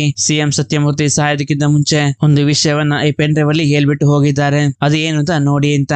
ಹಾಗೆ ಈ ಕಡೆ ರಾಮ್ನನ್ನು ಇನ್ನೇನು ಸಾಯಿಸಬೇಕು ಅನ್ನೋಷ್ಟರಲ್ಲಿ ಇಲ್ಲಿದ್ದಂತಹ ಪೊಲೀಸರು ರೌಡಿಗಳಿಗೆ ಶೂಟ್ ಮಾಡ್ಲಿಕ್ಕೆ ಶುರು ಮಾಡ್ತಾರೆ. ರಾಮ್ಗೆ ಇಲ್ಲಿ ಏನ್ ನಡೀತಿದೆ ಅಂತಾನೆ ಗೊತ್ತಾಗ್ತಾ ಇರೋದಿಲ್ಲ. ಸಿಎಂ ಸಾಯೋದಕ್ಕಿಂತ ಮುಂಚೆ ಹೇಳಿರೋ ಮಾತುಗಳು ಏನಂತಂದ್ರೆ, ನಾನು ಹೋದ್ಮೇಲೆ ಮುಂದಿನ ಸಿಎಂ ಬೇರೆ ಯಾರು ಅಲ್ಲ, ಇವಾಗ ತಾನೆ ಸಸ್ಪೆಂಡ್ ಆಗಿರುವಂತಹ ರಾಮ್ ನಂದನ್ ಆಗಿರ್ತಾನೆ, ನನ್ನ ಮುಂದಿನ ವಾರಿಸುದಾರ ರಾಮ್ ನಂದನ್ ಆಗಿರ್ತಾನೆ, ನನ್ನ ಅಂತ್ಯ ಸಂಸ್ಕಾರವನ್ನು ಕೂಡ ಅವನೇ ನಡೆಸಬೇಕು ಅಂತ ಹೇಳಿರ್ತಾರೆ. ಇದನ್ನ ಕೇಳಿದ ಮೂಫಿ ದೇವಿಗೆ ತುಂಬಾ ಕೋಪ ಕೂಡ ಬರ್ತಾ ಇರುತ್ತೆ. ಹಾಗೆ ಇಲ್ಲಿ ಹೀರೋನ ಕರ್ಕೊಂಡು ಹೋಗ್ಲಿಕ್ಕೆ ಒಂದು ಹೆಲಿಕಾಪ್ಟರ್ ಕೂಡ ಬರುತ್ತೆ. ಅದರಲ್ಲಿ ಹೀರೋ ಹತ್ತಿ ಸಿಎಂ ಸತ್ಯಮೂರ್ತಿಯ ಅಂತ್ಯ ಸಂಸ್ಕಾರ ನಡೆಯುವ ಜಾಗಕ್ಕೆ ಹೋಗ್ತಾರೆ. ಹಾಗೆ ಸತ್ಯಮೂರ್ತಿಯ ಅಂತ್ಯ ಸಂಸ್ಕಾರವನ್ನು ಕೂಡ ರಾಮ್ ನಂದನೆ ನಡೆಸ್ತಾನೆ. ಇಲ್ಲಿ ಏನ್ ನಡೀತಿದೆ ಅಂತಾನೆ ರಾಮ್ಗೆ ಗೊತ್ತಾಗ್ತಾ ಇರೋದಿಲ್ಲ. ಮತ್ತೆ ಸಭಾಪತಿ ಎಲ್ಲಾ ವಿಷಯವನ್ನ ರಾಮ್ಗೆ ಹೇಳ್ತಾನೆ. ಹಾಗೆ ನನಗೆ ಫ್ಲಾಶ್ ಬ್ಯಾಕ್ ಅಲ್ಲಿ ತೋರಿಸ್ತಾರೆ, ರಾಮ್ನ ತಂದೆ ಹೆಸರು ಅಪ್ಪನ ಅಂತ. ದೀಪಿಕಾಳ ಜೊತೆ ಹೋಮ್ ನಲ್ಲಿ ಇರುವಂತಹ ಪಾರ್ವತಿನಿ ರಾಮ್ನ ನಿಜವಾದ ತಾಯಿಯಾಗಿರ್ತಾರೆ. ಇಲ್ಲಿ ಇವರು ಮೈನಿಂಗ್ ಮಾಡುವ ವಿರುದ್ಧ ಇವರು ಹೋರಾಡ್ತಿರ್ಬೇಕಾದ್ರೆ ಇವರ ಜೊತೆಗೆ ಇವರ ಮಗ ಆಗಿರುವಂತಹ ರಾಮ್ ಕೂಡ ಇರ್ತಾನೆ. ಇವರ ಊರಲ್ಲಿ ಕಬ್ಬಿಣದ ಅದಿರು ಸಿಗುತ್ತೆ ಅಂತ ಹೊರಗಿನಿಂದ ಬಂದಂತಹ ಮೈನಿಂಗ್ ಕಂಪನಿಗಳು ಇವರು ಊರಿನಲ್ಲಿರುವ ಕಾಡುಗಳನ್ನ ಹಾಗೂ ಬೆಟ್ಟಗುಡ್ಡಗಳನ್ನ ನಾಶ ಮಾಡಿ ಮೈನಿಂಗ್ ಮಾಡ್ಲಿಕ್ಕೆ ಶುರು ಮಾಡಿರ್ತಾರೆ. ಇದರ ವಿರುದ್ಧ ಹಾಗೆ ಅಪ್ಪನ ಮತ್ತು ಇಡೀ ಊರಿನ ಜನರು ಎಲ್ಲರೂ ಹೋರಾಟವನ್ನ ಕೂಡ ಮಾಡ್ತಿರ್ತಾರೆ. ಇವರ ಜೊತೆಗೇನೆ ಸಭಾ ಹಾಗೂ ಸತ್ಯಮೂರ್ತಿ ಕೂಡ ಇರ್ತಾರೆ. ಇವರೆಲ್ಲ ಹೋರಾಟ ಮಾಡಿ ಇಲ್ಲಿಗೆ ಬಂದಿರುವಂತಹ ಮೈನಿಂಗ್ ಕಂಪನಿಯನ್ನ ಹೇಗೋ ಮುಚ್ಚಿಸ್ತಾರೆ. ಇದರಿಂದ ಎಲ್ಲರಿಗೆ ಖುಷಿ ಕೂಡ ಆಗುತ್ತೆ. ಹಾಗೆ ಮುಂದಿನ ದಿನ ಅಪ್ಪನ ಬೆಸ್ಟ್ ಫ್ರೆಂಡ್ ಆಗಿರುವಂತಹ ಮುಕುಂದ್ ಊರಿನ ಜನರೊಂದಿಗೆ ಅಪ್ಪನ ಮನೆಗೆ ಬರ್ತಾನೆ. ಹಾಗೆ ಇಲ್ಲಿ ಮುಕುಂದ ಹೇಳ್ತಾನೆ, ನಾವು ಹಾಕಿರೋ ಪಿಟಿಷನ್ ಗಳಲ್ಲಿ ಕೆಲವೊಂದು ಆಗುತ್ತೆ, ಕೆಲವೊಂದು ಆಗುದಿಲ್ಲ. ಇಡೀ ಊರಿನ ಜನರ ಸಪೋರ್ಟ್ ನಮ್ಮ ಮೇಲೆ ಇದೆ. ನಾವು ಒಂದು ಪೊಲಿಟಿಕಲ್ ಪಾರ್ಟಿಯನ್ನ ಆರಂಭಿಸೋಣ, ಅದಕ್ಕೆ ನಾಯಕ ನೀನೇ ಆಗುವಂತ. ಅಪ್ಪನ ಮೊದಲು ಇದಕ್ಕೆ ಒಪ್ಕೊಳ್ಳೋದಿಲ್ಲ, ಅದು ಮಾತ್ರ ಅಲ್ಲ ಅದಕ್ಕೆ ತುಂಬಾ ಹಣ ಖರ್ಚಾಗುತ್ತೆ ಅಂತ ಕೂಡ ಹೇಳ್ತಾನೆ. ಆವಾಗ ಮುಕುಂದ್ ಹೇಳ್ತಾನೆ, ಹಣವನ್ನ ಖರ್ಚು ಮಾಡಿದ್ರೆ ನಾವು ಒಂದು ಪೊಲಿಟಿಕಲ್ ಪಾರ್ಟಿಯನ್ನ ಆರಂಭಿಸೋಣ ಅಂತ. ಹಾಗೆ ಅಪ್ಪನಾಗೆ ಒಂದು ನಂಬಿಕೆಯನ್ನ ಕೊಡ್ತಾನೆ. ಇಲ್ಲಿ ಇರುವ ಇನ್ನೊಂದು ವಿಷಯ ಏನಂತಂದ್ರೆ, ಅಪ್ಪನಾಗೆ ಸರಿಯಾಗಿ ಮಾತಾಡ್ಲಿಕ್ಕೆ ಬರೋದಿಲ್ಲ. ಹಾಗೆ ಒಂದು ದಿನ ಇವರ ಪಾರ್ಟಿಯ ಬಗ್ಗೆ ಎಲ್ಲಾ ಪ್ರೆಸ್ ಗೆ ತಿಳಿಸ್ಬೇಕು ಅಂತ ಅವರನ್ನ ಕರೆಸಿ ಅವ್ರ ಜೊತೆ ಮಾತಾಡ್ಲಿಕ್ಕೆ ಶುರು ಮಾಡ್ತಾರೆ. ಇವರು ತುಂಬಾ ಕಷ್ಟಪಟ್ಟು ಮಾತಾಡೋದನ್ನ ನೋಡಿ ಪ್ರೆಸ್ನವರು ಮಾತಾಡ್ಲಿಕ್ಕೆ ಶುರು ಮಾಡ್ತಾರೆ. ಇವರು ಈ ತರ ಮಾತಾಡಿದ್ರೆ ರಾಜಕೀಯದಲ್ಲಿ ಮುಂದೆ ಬರ್ಲಿಕ್ಕೆ ಆಗುದಿಲ್ಲ ಅಂತ. ಈ ಮಾತು ಅಪ್ಪನ ಕಿವಿಯು ಕೂಡ ಕೇಳಿಸುತ್ತೆ. ಅಪ್ಪನ ಹೇಗಾದ್ರೂ ಮಾತಾಡ್ಬೇಕು ಅಂತ ತುಂಬಾ ಟ್ರೈ ಕೂಡ ಮಾಡ್ತಿರ್ತಾನೆ, ಆದ್ರೆ ಅವನ ಕೈಯಲ್ಲಿ ಆಗ್ತಾ ಇರೋದಿಲ್ಲ. ಹಾಗೆ ಅಪ್ಪನ ಒಂದು ಮೀಟಿಂಗ್ ಅನ್ನ ಅರೇಂಜ್ ಮಾಡಿ ಎಲ್ಲರಿಗೆ ಹೇಳ್ತಾನೆ, ನಾನ್ ಸ್ಟೇಜ್ ನಲ್ಲಿ ಮಾತಾಡೋದಿಲ್ಲ, ನನ್ ಬದಲಾಗಿ ಬೇರೆ ಯಾರನ್ನ ಒಬ್ಬರನ್ನ ಮಾತಾಡ್ಲಿಕ್ಕೆ ಬಿಡಿ, ಅವನು ಚೆನ್ನಾಗಿ ಮಾತಾಡ್ಲಿ ಅಂತ. ಹೀಗೆ ಹೇಳ್ಬೇಕಾದ್ರೆ ಜೊತೆಗೆ ಸಭಾ ಹಾಗೂ ಸತ್ಯಮೂರ್ತಿ ಇರ್ತಾರೆ. ಆವಾಗ ಸಭಾ ಸತ್ಯಮೂರ್ತಿಯನ್ನ ಮುಂದೆ ಕರ್ಕೊಂಡು ಹೋಗಿ ಇವನು ಚೆನ್ನಾಗಿ ಮಾತಾಡ್ತಾನೆ ಅಂತ ಇವರನ್ನ ಪರಿಚಯ ಮಾಡಿ ಕೊಡ್ತಾರೆ. ಹಾಗಿರ್ಬೇಕಾದ್ರೆ ಸತ್ಯಮೂರ್ತಿ ಕೂಡ ಭಾಷಣ ಮಾಡ್ಲಿಕ್ಕೆ ಶುರು ಮಾಡ್ತಾರೆ. ಇದರಿಂದ ಎಲ್ಲಾ ಜನರಿಗೂ ಕೂಡ ಖುಷಿ ಕೂಡ ಆಗುತ್ತೆ. ಹಾಗೆ ದಿನಗಳು ಕಳೆದಂತೆ ಸತ್ಯಮೂರ್ತಿಯನ್ನ ಎಲ್ಲಾರು ಸಿಎಂ ಅಂತ ಕೂಗ್ಲಿಕ್ಕೆ ಶುರು ಮಾಡ್ತಾರೆ. ಈ ವಿಷಯ ಅಪ್ಪನಿಗೆ ಗೊತ್ತಾಗಿ ಈ ಊರಿಗೆ ಒಳ್ಳೇದ್ ಮಾಡೋ ಒಬ್ಬ ವ್ಯಕ್ತಿ ಇದ್ರೆ ಸಾಕು, ನಾನ್ ಸಿಎಂ ಆಗ್ಬೇಕು ಅಂತ ಏನಿಲ್ಲ ಅಂತ ಸತ್ಯಮೂರ್ತಿಯನ್ನ ಸಿಎಂ ಕ್ಯಾಂಡಿಡೇಟ್ ಆಗಿ ಇಂಟ್ರೊಡ್ಯೂಸ್ ಮಾಡ್ತಾರೆ. ಹೀಗಿರ್ಬೇಕಾದ್ರೆ ಮುಕುಂದ್ ಬಂದು ಅಪ್ಪನಾಗೆ ಹೇಳ್ತಾನೆ, ಬೇರೆ ಪಕ್ಷದವರೆಲ್ಲ ಓಟಿಗೋಸ್ಕರ ಜನರಿಗೆ ದುಡ್ಡನ್ನ ಕೊಡ್ತಿದ್ದಾರೆ, ಹಾಗೆ ನಾವು ಕೂಡ ಜನರಿಗೆ ದುಡ್ಡು ಕೊಟ್ರೆ ಇನ್ನು ಜನರು ನಮ್ಮ ಸೈಡಿಗೆ ಬರ್ಬೋದು ಅಂತ ಹೇಳ್ಬೇಕಾದ್ರೆ ಅಪ್ಪನ ಹೇಳ್ತಾನೆ, ನೀನ್ ತಾನೇ ಹೇಳಿರೋದು ದುಡ್ಡು ಇಲ್ಲದೆ ರಾಜಕೀಯ ಮಾಡೋಣ ಅಂತ, ಇವಾಗೇನು ಈ ತರ ಹೇಳ್ತಿದ್ಯಾ ಅಂತ ಹೇಳ್ಬೇಕಾದ್ರೆ ಇವಾಗಿನ ಕಾಲದಲ್ಲಿ ದುಡ್ಡು ಇಲ್ಲ, ದುಡ್ಡು ಇಲ್ಲದೆ ಏನ್ ನಡೆಯಲ್ಲ ಅಂತ ಹೇಳ್ಬೇಕಾದ್ರೆ ಅಪ್ಪನ ಇವಾಗ ದುಡ್ಡಿಗೆ ಏನ್ ಮಾಡೋದು ಅಂತ ಕೇಳ್ಬೇಕಾದ್ರೆ ಇವನೊಂದು ಅಡ್ರೆಸ್ ಅನ್ನ ಕೊಡ್ತಾನೆ. ಅದ್ ಯಾವ್ದು ಅಡ್ರೆಸ್ ಅಂತಂದ್ರೆ, ಇವರು ಹೋರಾಟ ಮಾಡಿ ಯಾವ ಮೈನಿಂಗ್ ಕಂಪನಿನ ಇಲ್ಲಿಂದ ಓಡಿಸಿದ್ರು ಅದೇ ಮೈನಿಂಗ್ ಕಂಪನಿ ಆಗಿರುತ್ತೆ. ಇದಕ್ಕೆ ಅಪ್ಪನ ಒಪ್ಕೊಳ್ಳೋದಿಲ್ಲ. ಮತ್ತೆ ಹೇಳ್ತಾನೆ, ದುಡ್ಡು ಇಲ್ಲದೆ ರಾಜಕೀಯ ಮಾಡೋದಾದ್ರೆ ಓಕೆ, ಇಲ್ಲಾಂದ್ರೆ ಈ ಪಾರ್ಟಿಯನ್ನು ರದ್ದು ಮಾಡ್ತೀನಿ ಅಂತ ಹೇಳಿ ಇಲ್ಲಿಂದ ಹೊರಟು ಹೋಗ್ತಾನೆ. ಆದ್ರೆ ಮುಕುಂದ್ ಅಪ್ಪನ ಮಾತು ಕೇಳ್ದೆ ಮುಕುಂದ್ ಹಾಗೂ ಸತ್ಯಮೂರ್ತಿ ಹೋಗಿ ಆ ಮೈನಿಂಗ್ ಮಾಡುವವರ ಜೊತೆ ಡೀಲ್ ಅನ್ನ ಮಾಡ್ಕೊಂಡು ದುಡ್ಡನ್ನ ತಗೊಂಡ್ ಬರ್ತಾರೆ. ಈ ವಿಷಯ ಅಪ್ಪನ ಜನರ ಮೂಲಕ ಅಪ್ಪನಿಗೆ ಗೊತ್ತಾಗುತ್ತೆ. ಅಪ್ಪನ ಇದೇ ಸಮಯದಲ್ಲಿ ಪ್ರೆಸ್ ಮೀಟ್ ಅನ್ನ ಅರೇಂಜ್ ಮಾಡು, ನಾನು ಈ ಪಾರ್ಟಿಯನ್ನ ರದ್ದು ಮಾಡ್ತೀನಿ ಅಂತ ಹೇಳಿ ಪ್ರೆಸ್ ನವರಿಗೆ ರಿಪೋರ್ಟ್ ಮಾಡು ಅಂತ ಹೇಳ್ತಾನೆ. ಪಾರ್ಟಿಯನ್ನು ರದ್ದು ಮಾಡುತ್ತಿರುವಂತಹ ವಿಷಯ ದಯಾನಂದ್ ಹಾಗೂ ಸತ್ಯಮೂರ್ತಿಯು ಕೂಡ ಗೊತ್ತಾಗುತ್ತೆ. ಹಾಗೆ ಇವರಿಬ್ರು ಸೇರಿ ಅಪ್ಪನನ್ನ ಸಾಯಿಸ್ಲಿಕ್ಕೆ ಡಿಸೈಡ್ ಮಾಡ್ತಾರೆ. ಹಾಗೆ ಅಪ್ಪನ ಮತ್ತು ಅವನ ಫ್ಯಾಮಿಲಿಯವರು ದೇವಸ್ಥಾನಕ್ಕೆ ಹೋಗಿ ವಾಪಸ್ ಆಗ್ಬೇಕಾದ್ರೆ ಇವರ ಮೇಲೆ ದಾಳಿಯನ್ನ ಮಾಡಿಸ್ತಾರೆ. ಇದೇ ಸಮಯದಲ್ಲಿ ಅಪ್ಪನ ಪಾರ್ವತಿ ಹಾಗೂ ತನ್ನ ಮಗನನ್ನ ಒಂದು ಕಡೆ ಸೇಫ್ ಆಗಿ ಕೂರಿಸಿ ಇವನು ಅವ್ರ ಜೊತೆ ಫೈಟ್ ಮಾಡ್ಲಿಕ್ಕೆ ಶುರು ಮಾಡ್ತಾನೆ. ಇದೇ ಸಮಯದಲ್ಲಿ ಇಲ್ಲಿಗೆ ಸತ್ಯಮೂರ್ತಿ ಹಾಗೂ ಮುಕುಂದ್ ಇಲ್ಲಿಗೆ ಬರ್ತಾರೆ. ಇವರಿಬ್ರು ಸೇರಿ ಅಪ್ಪನನ್ನ ಹೊಟ್ಟೆಗೆ ಚಾಕುವಿನಿಂದ ಚುಚ್ಚಿ ಅಪ್ಪನನ್ನ ಸಾಯಿಸ್ತಾರೆ. ಇದನ್ನ ಪಾರ್ವತಿ ಕೂಡ ನೋಡ್ತಿರ್ತಾಳೆ. ಇದರಿಂದ ಆದ ಶಾಕ್ ನಿಂದಾಗಿ ತನ್ನ ಮಗನನ್ನು ಕೂಡ ಕಳ್ಕೊಂಡಿರ್ತಾಳೆ. ಇಲ್ಲಿ ಸತ್ಯಮೂರ್ತಿ ಅಪ್ಪನನ್ನ ಸಾಯಿಸಿರುವುದಕ್ಕೆ ಬೇರೆ ಸಾಕ್ಷಿ ಯಾರು ಇರಬಾರ್ದು ಅಂತೇಳಿ ಮುಕುಂದನನ್ನು ಕೂಡ ಸಾಯಿಸ್ತಾನೆ. ಇಲ್ಲಿಂದ ಸೀನ್ ಪ್ರೆಸೆಂಟ್ ಗೆ ಬರುತ್ತೆ. ಈ ವಿಷಯ ಎಲ್ಲ ಹೀರೋಗೆ ಕೂಡ ಗೊತ್ತಾಗುತ್ತೆ. ಮತ್ತೆ ಇಲ್ಲಿ ಸಭಾ ಹೇಳ್ತಾನೆ, ಅಪ್ಪನ ಹೋದ್ಮೇಲೆ ನೀವಿಬ್ರು ಎಲ್ಲಿಗೆ ಹೋದ್ರಿ ಅಂತಾನೆ ನನಗೆ ಗೊತ್ತಿಲ್ಲ. ಸತ್ಯಮೂರ್ತಿ ಪಾರ್ಟಿಗೋಸ್ಕರ ಸಿಂಪತಿನ ಕ್ರಿಯೇಟ್ ಮಾಡ್ಲಿಕ್ಕೆ ಸತ್ತು ಹೋಗಿರುವಂತಹ ಮುಕುಂದನ ಇಬ್ರು ಮಕ್ಕಳಾಗಿರುವಂತಹ ಮಾಣಿಕ್ಯಂ ಹಾಗೂ ಮೂಫಿದೇವಿಯನ್ನು ದತ್ತು ತಗೊಳ್ತಾನೆ. ಹಾಗೆ ಸತ್ಯಮೂರ್ತಿ ಸಿಎಂ ಕೂಡ ಆಗ್ತಾನೆ. ಸತ್ಯಮೂರ್ತಿ ಇದುವರೆಗೆ ಮಾಡಿದ ಪಾಪಗಳಿಗೆಲ್ಲ ಸೇರಿನೇ ಇವಾಗ ನಿನ್ನ ಸಿಎಂ ಆಗಿ ಮಾಡಿರೋದು ಅಂತ ಹೇಳ್ಬೇಕಾದ್ರೆ ರಾಮ್, ನನ್ನ ತಂದೆಯನ್ನ ಸಾಯಿಸಿದವನಿಗೆ ನನ್ನ ಕೈಯಿಂದನೇ ಅಂತಿಮ ಸಂಸ್ಕಾರವನ್ನ ಮಾಡಿಸಿದ್ದೀರಾ, ನೀವು ತುಂಬಾ ದೊಡ್ಡ ತಪ್ಪನ್ನ ಮಾಡಿದ್ದೀರಾ ಅಂತ ಹೇಳ್ಬೇಕಾದ್ರೆ ಇದಕ್ಕೆ ಸಭಾ ಕೂಡ ಸಾರಿಯನ್ನ ಕೇಳ್ತಾನೆ. ಹಾಗೆ ರಾಮ್ ಇಲ್ಲಿಂದ ಸೀದಾ ಹೋಂಗೆ ಹೋಗಿ ಪಾರ್ವತಿ ಅವ್ರನ್ನ ಮೀಟ್ ಆಗ್ತಾನೆ. ಹಾಗೆ ನನಗೆ ಆಶೀರ್ವಾದ ಮಾಡಿ ಅಂತ ಹೇಳ್ಬೇಕಾದ್ರೆ ಪಾರ್ವತಿ ಇವನ ಮುಖವನ್ನ ಎತ್ತಿ ನೋಡ್ತಾರೆ. ಆವಾಗ್ಲೇ ಗೊತ್ತಾಗುತ್ತೆ ಇವನ್ ನನ್ನ ಮಗ ಅಂತ. ಹಾಗೆ ಇವಳು ಖುಷಿಯಿಂದ ಅಪ್ಪನ ಆಗ್ತಿರುವಂತಹ ಒಂದು ವೇಲುವನ್ನ ರಾಮ್ಗೆ ಹಾಕ್ತಾರೆ. ಹಾಗೆ ಮುಂದಿನ ಸಿನ್ನಲ್ಲಿ ರಾಮ್ ಸಿಎಂ ಆಗಿ ಪ್ರಮಾಣ ವಚನ ಸ್ವೀಕಾರ ಮಾಡ್ಬೇಕಾದ್ರೆ ಎದ್ದು ನಿಂತು ಮೋಫಿದೇವಿ ಹೇಳ್ತಾನೆ, ಇವನು ಸಿಎಂ ಆಗ್ಲಿಕ್ಕೆ ಚಾನ್ಸ್ ಇಲ್ಲ. ಹಾಗೆ ಸಿಎಂ ಆಗ್ಬೇಕು ಅಂತಂದ್ರೆ ಮೊದಲು ಅವನ IAS ಪದವಿಗೆ ಒಂದು ರಾಜೀನಾಮೆ ನೀಡಬೇಕು. ಅದಾದ್ಮೇಲೆ ನಾನು ಕೊಟ್ಟಿರುವಂತಹ ಕೇಸನ್ನ ವಾಪಸ್ ತೆಗಿಬೇಕು. ಆದ್ರೆ ಮಾತ್ರ ಇವನು ಸಿಎಂ ಆಗ್ಲಿಕ್ಕೆ ಸಾಧ್ಯ ಅಂತ ಹೇಳ್ಬೇಕಾದ್ರೆ ಇಲ್ಲಿರುವ ಎಲ್ಲಾ ಜನರು ಕೇಸನ್ನ ವಾಪಸ್ ತೆಗೊಳ್ಳಿ ಅಂತ ಮೋಫಿದೇವಿಗೆ ಹೇಳ್ಬೇಕಾದ್ರೆ ಮೋಫಿದೇವಿ ಹೇಳ್ತಾನೆ, ನಾನು ಕೇಸನ್ನ ವಾಪಸ್ ತಗೋತೀನಿ, ಆದ್ರೆ ನಾನೇ ಸಿಎಂ ಅಂತ ನೀವು ಬರೆದು ಕೊಡ್ಬೇಕು ಅಂತ ಹೇಳಿ ಸಭಾಗೆ ಹೇಳ್ತಾನೆ. ಇಲ್ಲಿ ನಡೀತಾ ಇರೋದನ್ನೆಲ್ಲ ನೋಡಿದ ರಾಮ್ ಮೈಕಲ್ಲಿ ಅನೌನ್ಸ್ ಮಾಡ್ತಾನೆ, ನಾನು IAS ಅಧಿಕಾರಿಯಾಗಿ ಮುಂದುವರಿತೀನಿ, ಮುಂದಿನ ಸಿಎಂ ಆಗಿ ಮೋಫಿದೇವಿಯೇ ಹಾಗೆ ಇರ್ಲಿ ಅಂತ. ಇದರಿಂದ ಮೋಫಿದೇವಿ ಕೂಡ ಖುಷಿ ಆಗುತ್ತೆ. ಮತ್ತೆ ಇವನ ಕೇಸನ್ನ ರಿಟರ್ನ್ ತೆಗಿಲಿಕ್ಕೆ ಹೇಳ್ಬೇಕಾದ್ರೆ ರಾಮ್ ಕೊಟ್ಟಿರೋ ಪೇಪರ್ ಅನ್ನ ಮೋಫಿದೇವಿ ಹರಿದು ಹಾಕಿ, ಇದು ರಾಜಕೀಯ, ಇದರಲ್ಲಿ ಈ ತರ ಎಲ್ಲ ಆಗ್ತಾ ಇರುತ್ತೆ ಅಂತ ಹೇಳ್ತಾನೆ. ಇದರಿಂದ ರಾಮ್ಗೆ ಕೂಡ ಕೋಪ ಬರುತ್ತೆ. ಆದ್ರೆ ಇದರಿಂದ ಅವನಿಗೆ ಏನ್ ಮಾಡ್ಲಿಕ್ಕೆ ಆಗೋದಿಲ್ಲ. ಹಾಗೆ ಇಲ್ಲಿಂದ ಸುಮ್ನೆ ಹೋಗ್ತಾನೆ. ಹಾಗೆ ಮೋಫಿದೇವಿ ಕೂಡ ಸಿಎಂ ಆಗಿ ಪ್ರಮಾಣ ವಚನವನ್ನ ಸ್ವೀಕಾರ ಮಾಡ್ತಾನೆ. ಹಾಗೆ ಡಿಲ್ಲಿಯಲ್ಲಿರುವ ಮೇಲಧಿಕಾರಿಗಳಿಗೆ ರಾಮನಂದನ್ನ ಸಸ್ಪೆನ್ಷನ್ ಅನ್ನು ರಿವೋಕ್ ಮಾಡಬೇಕು ಅಂತ 2000 IAS ಅಧಿಕಾರಿಗಳು ಪಿಟಿಷನ್ ಅನ್ನ ನೀಡಿರ್ತಾರೆ. ಇದರ ಪ್ರೆಷರ್ ಅನ್ನ ತಾಳಲಾರದೆ ಇವರು ಅವರ ಸಸ್ಪೆನ್ಷನ್ ಅನ್ನ ರಿವೋಕ್ ಕೂಡ ಮಾಡ್ತಾರೆ. ಹಾಗೆ ಅವನನ್ನ ಎಲೆಕ್ಷನ್ ಕಮಿಷನ್ ಅಧಿಕಾರಿಯಾಗಿ ಪ್ರಮೋಟ್ ಕೂಡ ಮಾಡ್ತಾರೆ. ಈ ವಿಷಯ ಮೋಫಿದೇವಿ ಕೂಡ ಗೊತ್ತಾಗುತ್ತೆ. ಹಾಗೆ ಒಂದು ಬೊಕ್ಕೆಯನ್ನ ತಗೊಂಡು ಹೆಲಿಕಾಪ್ಟರ್ ನಲ್ಲಿ ಮೋಫಿದೇವಿಯನ್ನ ಮೀಟ್ ಆಗ್ಲಿಕ್ಕೆ ರಾಮ್ ಬರ್ತಾನೆ. ಹಾಗೆ ಇಲ್ಲಿ ಬೊಕ್ಕೆಯನ್ನ ಕೊಟ್ಟು ರಾಮ್ ಹೇಳ್ತಾನೆ, ಎಲೆಕ್ಷನ್ ಇಲ್ಲದೆ ಯಾರು ಕೂಡ ಯಾವ ಅಧಿಕಾರವನ್ನು ಕೂಡ ಸ್ವೀಕಾರ ಮಾಡ್ಲಿಕ್ಕೆ ಆಗುದಿಲ್ಲ. ಎಲೆಕ್ಷನ್ ಹತ್ರ ಬರ್ತಾ ಇದೆ, ನೀನ್ ಇವಾಗ ಹೆಸರಿಗೆ ಅಷ್ಟೇ ಸಿಎಂ, ನೀನ್ ಯಾವುದೇ ಆರ್ಡರ್ ನ ಪಾಸ್ ಮಾಡುವ ಹಾಗಿಲ್ಲ, ಹಾಗೆ ಯಾವ್ದು ಫೈಲಿಗೆ ಸಿಗ್ನೇಚರ್ ಕೂಡ ಹಾಕುವ ಹಾಗಿಲ್ಲ. ಹಾಗೆ ಎಲೆಕ್ಷನ್ ಮುಗಿಯುವವರೆಗೆ ಎಲೆಕ್ಷನ್ ರೂಲ್ಸ್ ಅನ್ನ ಸ್ಟ್ರಿಕ್ಟ್ ಆಗಿ ಫಾಲೋ ಮಾಡಿ ಅಂತ ಹೇಳಿ ಇಲ್ಲಿಂದ ಹೋಗ್ಬೇಕಾದ್ರೆ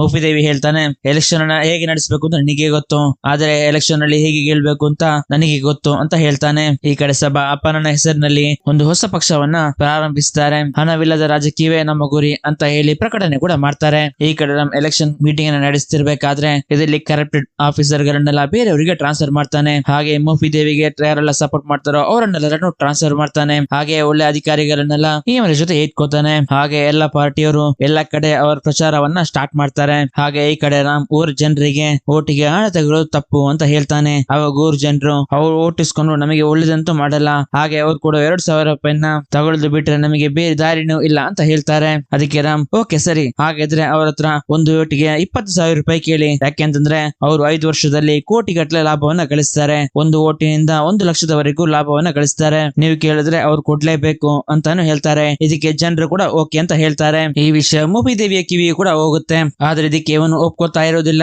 ಆವಾಗ ಮಾಣಿಕ್ಯಂ ಹೇಳ್ತಾನೆ, ಎಷ್ಟು ಹಣವನ್ನ ನಮ್ಮನ್ನ ಬಿಟ್ಟು ಬೇರೆ ಯಾರನ್ನ ಕೊಡ್ಲಿಕ್ಕೆ ಸಾಧ್ಯ ಇಲ್ಲ, ನಾವು ವಿನ್ ಆದ್ಮೇಲೆ ಒಂದ್ ಕಡೆಯಿಂದ ಕೊಟ್ಟಿರೋ ಹಣವನ್ನ ಇನ್ನೊಂದು ಕಡೆಯಿಂದ ತಗೊಳ್ಳೋಣ, ಪ್ರತಿಯೊಂದಕ್ಕೂ ರೇಟ್ ಅನ್ನ ಜಾಸ್ತಿ ಮಾಡೋಣ ಅಂತ ಹೇಳ್ಬೇಕಾದ್ರೆ ಈ ಪ್ಲಾನಿಗೆ ಮೋಫಿದೇವಿ ಓಕೆ ಅಂತ ಹೇಳ್ತಾನೆ. ಹಾಗೆ ಮೋಫಿದೇವಿ ಕೋಟಿಗಟ್ಟಲೆ ಹಣವನ್ನೆಲ್ಲ ಕಂಟೈನರ್ ಅಲ್ಲಿ ಟ್ರಾನ್ಸ್ಫರ್ ಮಾಡ್ಲಿಕ್ಕೆ ಶುರು ಮಾಡ್ತಾನೆ. ಈ ವಿಷಯ ಪೊಲೀಸರ ಮೂಲಕ ರಾಮ್ನ ಕಿವಿಗೂ ಕೂಡ ಬೀಳುತ್ತೆ. ಆವಾಗ ರಾಮ್ ಅದನ್ನ ಸೀಸ್ ಮಾಡಬೇಡಿ, ಆ ಲಾರಿಯನ್ನ ಬಿಟ್ಬಿಡಿ ಅಂತ ಹೇಳ್ತಾನೆ. ಹಾಗೆ ಮೋಫಿದೇವಿ ಪ್ರತಿಯೊಂದು ಓಟಿಗೂ 20,000 ಹಾಗೆ ಕೊಡ್ತಾ ಇರ್ತಾನೆ. ಹಾಗೆ ಇವನ ಹಣ ಕೂಡ ಖಾಲಿ ಆಗ್ತಾ ಇರುತ್ತೆ. ಇನ್ನೊಂದ್ ಕಡೆ ರಾಮ್ ಮೋಫಿದೇವಿಗೆ ನೀವು ಯಾವುದೇ ಗವರ್ಮೆಂಟ್ ಪ್ರಾಪರ್ಟಿನ ಯೂಸ್ ಮಾಡಬಾರ್ದು ಅಂತ ಹೇಳಿರ್ತಾನೆ. ಆದ್ರೆ ಮೋಫಿದೇವಿ ಫ್ಲೈಟ್ ಅನ್ನ ಯೂಸ್ ಮಾಡಿರ್ತಾನೆ. ಅದಕ್ಕೆ ರಾಮ್ ಹೇಳ್ತಾನೆ, ನೀವು ಗವರ್ಮೆಂಟ್ ಫ್ಲೈಟ್ ಅನ್ನ ಯೂಸ್ ಮಾಡಿರೋದಕ್ಕೆ ನಿಮಗೆ 25 ಲಕ್ಷ ಫೈನ್ ಅನ್ನ ಹಾಕಿದೀವಿ, ಅದನ್ನ ಕಟ್ಬಿಡಿ ಅಂತ, ಇಲ್ಲ ಅಂದ್ರೆ ನಿಮ್ಮ ನಾಮಿನೇಷನ್ ಕ್ಯಾನ್ಸಲ್ ಮಾಡ್ತೀವಿ ಅಂತಾನು ಹೇಳ್ತಾನೆ. ಇದರಿಂದ ಮೋಫಿದೇವಿಗೆ ತುಂಬಾ ಸಿಟ್ಟು ಬರುತ್ತೆ. ಹಾಗೆ ಮುಂದಿನ ದಿನ ಇನ್ನೊಂದು ನೋಟಿಸ್ ಅನ್ನು ಕೂಡ ಕೊಡ್ತಾನೆ. ಪ್ರತಿಯೊಬ್ಬ ಕ್ಯಾಂಡಿಡೇಟ್ ಅವನ ಎಲೆಕ್ಷನ್ ಗೋಸ್ಕರ 40 ಲಕ್ಷ ರೂಪಾಯಿಯನ್ನ ಖರ್ಚು ಮಾಡಬೇಕು. ನೀವು ಆಗ್ಲೇ 25 ಲಕ್ಷವನ್ನ ಫೈನ್ ಆಗಿ ಗವರ್ಮೆಂಟ್ ಕಟ್ಟಿದ್ದೀರಾ, ರಿಮೈನಿಂಗ್ ಇರುವ 15 ಲಕ್ಷದಲ್ಲಿ ನಿಮ್ಮ ಎಲೆಕ್ಷನ್ ಎಲ್ಲಾ ಖರ್ಚು ವೆಚ್ಚಗಳನ್ನ ನೋಡ್ಬೇಕು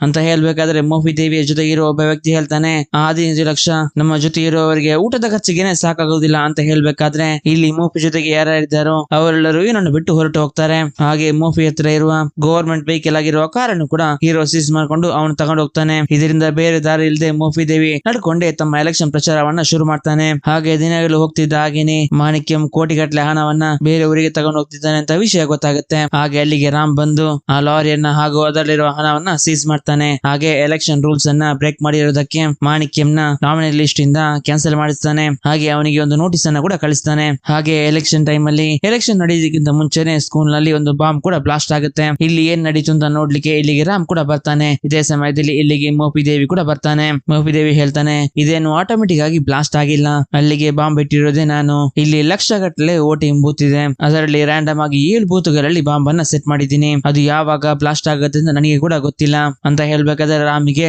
ಕೋಪ ಬಂದು ಅವನ ಕಾಲರ್ ನ ಹಿಡ್ಕೊತಾನೆ. ಮತ್ತೆ ಮೋಪಿ ದೇವಿ ಹೇಳ್ತಾನೆ, ನನ್ನ ಜನರು ಕಳ್ಳ ಓಟ್ ಆಗ್ಲಿಕ್ಕೆ ಬೂತಿಗೆ ಬರ್ತಾರೆ, ಅದನ್ನ ನೀನು ನೋಡದ ಹಾಗೆ ಇರ್ಬೇಕು, ಇಲ್ಲಾದ್ರೆ ಅದಕ್ಕೆ ರಿಯಾಕ್ಟ್ ಮಾಡಿದ್ರೆ ಇಲ್ಲಿ ಯಾವಾಗ ಯಾವ ಬೂತ್ ನಲ್ಲಿ ಬಾಂಬ್ ಬ್ಲಾಸ್ಟ್ ಆಗುತ್ತೆ ಅಂತ ನನಗೆ ಕೂಡ ಗೊತ್ತಿಲ್ಲ ಅಂತ ಹೇಳಿ ಇಲ್ಲಿಂದ ಹೊರಟು ಹೋಗ್ತಾನೆ. ಇದರಿಂದ ಇವನಿಗೆ ಕೂಡ ಟೆನ್ಷನ್ ಆಗುತ್ತೆ. ಹಾಗೆ ಜನರೆಲ್ಲರೂ ಓಟ್ ಹಾಕ್ಲಿಕ್ಕೆ ಶುರು ಮಾಡ್ತಾರೆ. ಹಾಗೆ ಇಲ್ಲಿ ಮೋಪಿ ದೇವಿಯ ಜನರು ಕೂಡ ಕಳ್ಳ ಓಟ್ ಹಾಕ್ಲಿಕ್ಕೆ ಶುರು ಮಾಡ್ತಾರೆ. ಒಂದ್ಸಲಿ ಓಟ್ ಹಾಕಿ ಹೋದ್ಮೇಲೆ ಓಟ್ ಹಾಕಿರುವ ಇಂಕ್ ಅನ್ನ ಕೆಮಿಕಲ್ ಹಾಕಿ ಕ್ಲೀನ್ ಮಾಡಿ ಇನ್ನೊಂದ್ಸಲಿ ಓಟ್ ಹಾಕ್ಲಿಕ್ಕೆ ಕ್ಯೂ ಇಂದ ಬರ್ತಿರ್ತಾರೆ. ಇದನ್ನೆಲ್ಲ ನೋಡಿ ಹೀರೋ ಸುಮ್ನೆ ಇರ್ತಾನೆ. ಹಾಗೆ ವೋಟಿಂಗ್ ಎಲ್ಲ ಮುಗಿದ ತಕ್ಷಣ ಮೋಪಿ ದೇವಿ ರಾಮ್ ನನ್ನ ಬಂದು ಮೀಟ್ ಆಗ್ತಾನೆ. ರಾಮ್ಗೆ ಹೇಳ್ತಾನೆ, ನಾನು ಯಾವ ಬೂತ್ ನಲ್ಲಿಯೂ ಬಾಂಬ್ ಬಿಡ್ಲಿಲ್ಲ, ನಾನ್ ಸುಳ್ಳು ಹೇಳ್ದೆ ಅಂತ ಹೇಳಿ ನಗಾಡ್ಲಿಕ್ಕೆ ಶುರು ಮಾಡ್ತಾನೆ. ಇದನ್ನ ನೋಡಿದ ರಾಮ್ ಕೂಡ ನಗಾಡ್ಲಿಕ್ಕೆ ಶುರು ಮಾಡ್ತಾನೆ. ನಿನಗೆ ಬಾಂಬ್ ಅನ್ನ ನಾನ್ ಇಟ್ಟಿದ್ದೀನಿ ಅಂತ. ಅದೇ ಅಂತಂದ್ರೆ ಇವಾಗ ಯಾರೆಲ್ಲ ಕಲ್ಲು ಓಟು ಹಾಕಿದಾರೋ ಅವರ ಕೈ ಎಲ್ಲ ದೊಡ್ಡದಾಗಿ ಊದ್ಕೊಂಡ್ಬಿಟ್ಟಿರುತ್ತೆ. ಹೇಗೆ ಅಂತಂದ್ರೆ ಇವರು ಓಟ್ ಹಾಕಿರುವ ಇಂಕ್ ಅನ್ನ ಆರಿಸ್ಲಿಕ್ಕೆ ಒಂದು ಕೆಮಿಕಲ್ ಅನ್ನ ಯೂಸ್ ಮಾಡಿರ್ತಾರೆ. ಆ ಕೆಮಿಕಲ್ ಅನ್ನ ಚೇಂಜ್ ಮಾಡಿ ಇಟ್ಟಿರ್ತಾನೆ. ಅದಕ್ಕೆ ಈ ತರ ಆಗಿರುತ್ತೆ. ಹಾಗೆ ಅವರೆಲ್ಲ ಹಾಸ್ಪಿಟಲ್ ಗೆ ಬಂದಾಗ ಯಾರ ಬೆರಳೆಲ್ಲ ಓದ್ಕೊಂಡಿದ್ಯೋ ಅವರನ್ನೆಲ್ಲ ಅರೆಸ್ಟ್ ಮಾಡಿಸ್ತಾನೆ. ಯಾವ ಬೂತ್ ನಲ್ಲಿ ಕಳ್ಳ ವೋಟಿಂಗ್ ಎಲ್ಲ ಹಾಕಿದಾರೋ ಆ ಬೂತ್ ನಲ್ಲಿ ಎಲ್ಲ ರಿ ಎಲೆಕ್ಷನ್ ಅನ್ನ ಮಾಡ್ಲಿಕ್ಕೆ ಡಿಸೈಡ್ ಮಾಡಿದೀನಿ ಅಂತಾನು ಹೇಳ್ತಾನೆ. ಇದರಿಂದ ಮೋಪಿ ದೇವಿಗೆ ತುಂಬಾ ಸಿಟ್ಟು ಬರುತ್ತೆ. ಹಾಗೆ ಅವತ್ತಿನ ದಿನ ರಾತ್ರಿಯೇ ಮೋಪಿಯ ಜನರು ಹೇಳ್ತಾರೆ, ಈ ಸ್ಥಳದ ವೋಟಿಂಗ್ ನಲ್ಲಿ ಸಭಾಪತಿಯೇ ವಿನ್ ಆಗ್ತಾನೆ ಅಂತ ಎಲ್ರು ಹೇಳ್ತಿದ್ದಾರೆ ಅಂತ ಹೇಳ್ಬೇಕಾದ್ರೆ ಮೋಪಿ ದೇವಿ ಹೇಳ್ತಾನೆ, ನಾವು ಒಂದು ಓಟಿಗೆ 20,000 ಅಂತ ಕೊಟ್ಟಿದೀವಲ್ಲ ಅದೇನಾಯ್ತು ಅಂತ. ಆವಾಗ ಇವರು ಹೇಳ್ತಾರೆ, ಅವರು ದುಡ್ಡು ತಗೊಂಡಿದ್ದು ಮಾತ್ರ, ಅವ್ರು ಯಾರು ನಮಗೆ ಓಟ್ ಹಾಕ್ಲಿಲ್ಲ ಅಂತ. ಹಾಗೆ ನಮಗೆ ಕೂಡ ತೋರಿಸ್ತಾರೆ. ಎಲೆಕ್ಷನ್ ನಡೆಯೋದಕ್ಕಿಂತ ಮುಂಚೆ ರಾಮ್ ಜನರನ್ನೆಲ್ಲ ಭೇಟಿಯಾಗಿರ್ತಾನಲ್ಲ, ಆವಾಗ್ಲೇ ಜನರಿಗೆ ಹೇಳಿರ್ತಾನೆ, ನೀವು ಅವರಿಂದ ದುಡ್ಡು ತಗೊಳ್ಳಿ, ಆದ್ರೆ ಅವರಿಗೆ ಓಟ್ ಹಾಕ್ಬೇಡಿ ಅಂತ. ಆದ್ರೆ ಜನರು ಹೇಳಿರ್ತಾರೆ, ಅವ್ರು ದುಡ್ಡು ಕೊಟ್ಮೇಲೆ ನಾವು ಓಟ್ ಹಾಕದೇ ಇರೋದು ಅನ್ಯಾಯವಲ್ವಾ ಸರ್ ಅಂತ. ಆವಾಗ ರಾಮ್ ಹೇಳಿರ್ತಾನೆ, ನೀವು ಅವನಿಗೆ ಓಟ್ ಹಾಕಿದ್ರೆ ಅವನೆಲ್ಲಾದ್ರೂ ವಿನ್ ಆದ್ರೆ ನಮಗೆ ಡೈಲಿ ಯೂಸ್ ಆಗುವಂತಹ ಪ್ರತಿಯೊಂದು ಐಟಮ್ ನ ಬೆಲೆಯನ್ನು ಕೂಡ ಅವ್ನು ಜಾಸ್ತಿ ಮಾಡ್ತಾನೆ. ಆದ್ರೆ ನೀವು ಒಂದು ಸಲ ಸಭಾಪತಿಗೆ ಓಟ್ ಹಾಕಿ ನೋಡಿ, ತುಂಬಾ ಚೇಂಜಸ್ ಅನ್ನ ನೀವು ನೋಡ್ತೀರಾ ಅಂತ ಹೇಳ್ತಾನೆ. ಈ ವಿಷಯ ಎಲ್ಲ ಮೋಪಿ ದೇವಿಗೆ ಕೂಡ ಗೊತ್ತಾಗುತ್ತೆ. ಮತ್ತೆ ಮೋಪಿ ದೇವಿ ಪ್ಲಾನ್ ಮಾಡಿ ಅಪ್ಪನ ಹಾಗೂ ಪಾರ್ವತಿ ಜೊತೆಗೆ ತೆಗೆದಿರೋ ಫೋಟೋವನ್ನ ಎಲೆಕ್ಷನ್ ಕೌನ್ಸಿಲ್ ಹೆಡ್ ಆಫೀಸ್ ಗೆ ತಗೊಬಂದು ಕೊಡ್ತಾನೆ. ಇವರಿಬ್ಬರ ಮಗ ಬೇರೆ ಯಾರು ಅಲ್ಲ, ಇದೇ ರಾಮ್ ಅಂತಾನು ಹೇಳ್ತಾನೆ. ಇಲ್ಲಿ ಮೋಪಿ ದೇವಿ ಇವರಿಗೆ ಹೇಳ್ತಾನೆ, ಯಾವುದೇ ಒಬ್ಬ ಎಲೆಕ್ಷನ್ ಆಫೀಸರ್ 2 ಪಕ್ಷದವರಿಗೂ ಸಪೋರ್ಟ್ ಮಾಡದೆ ನಡುವಲ್ಲಿ ನಿಂತು ಎಲ್ಲಾ ಕೆಲಸವನ್ನ ನೋಡ್ಕೋಬೇಕು.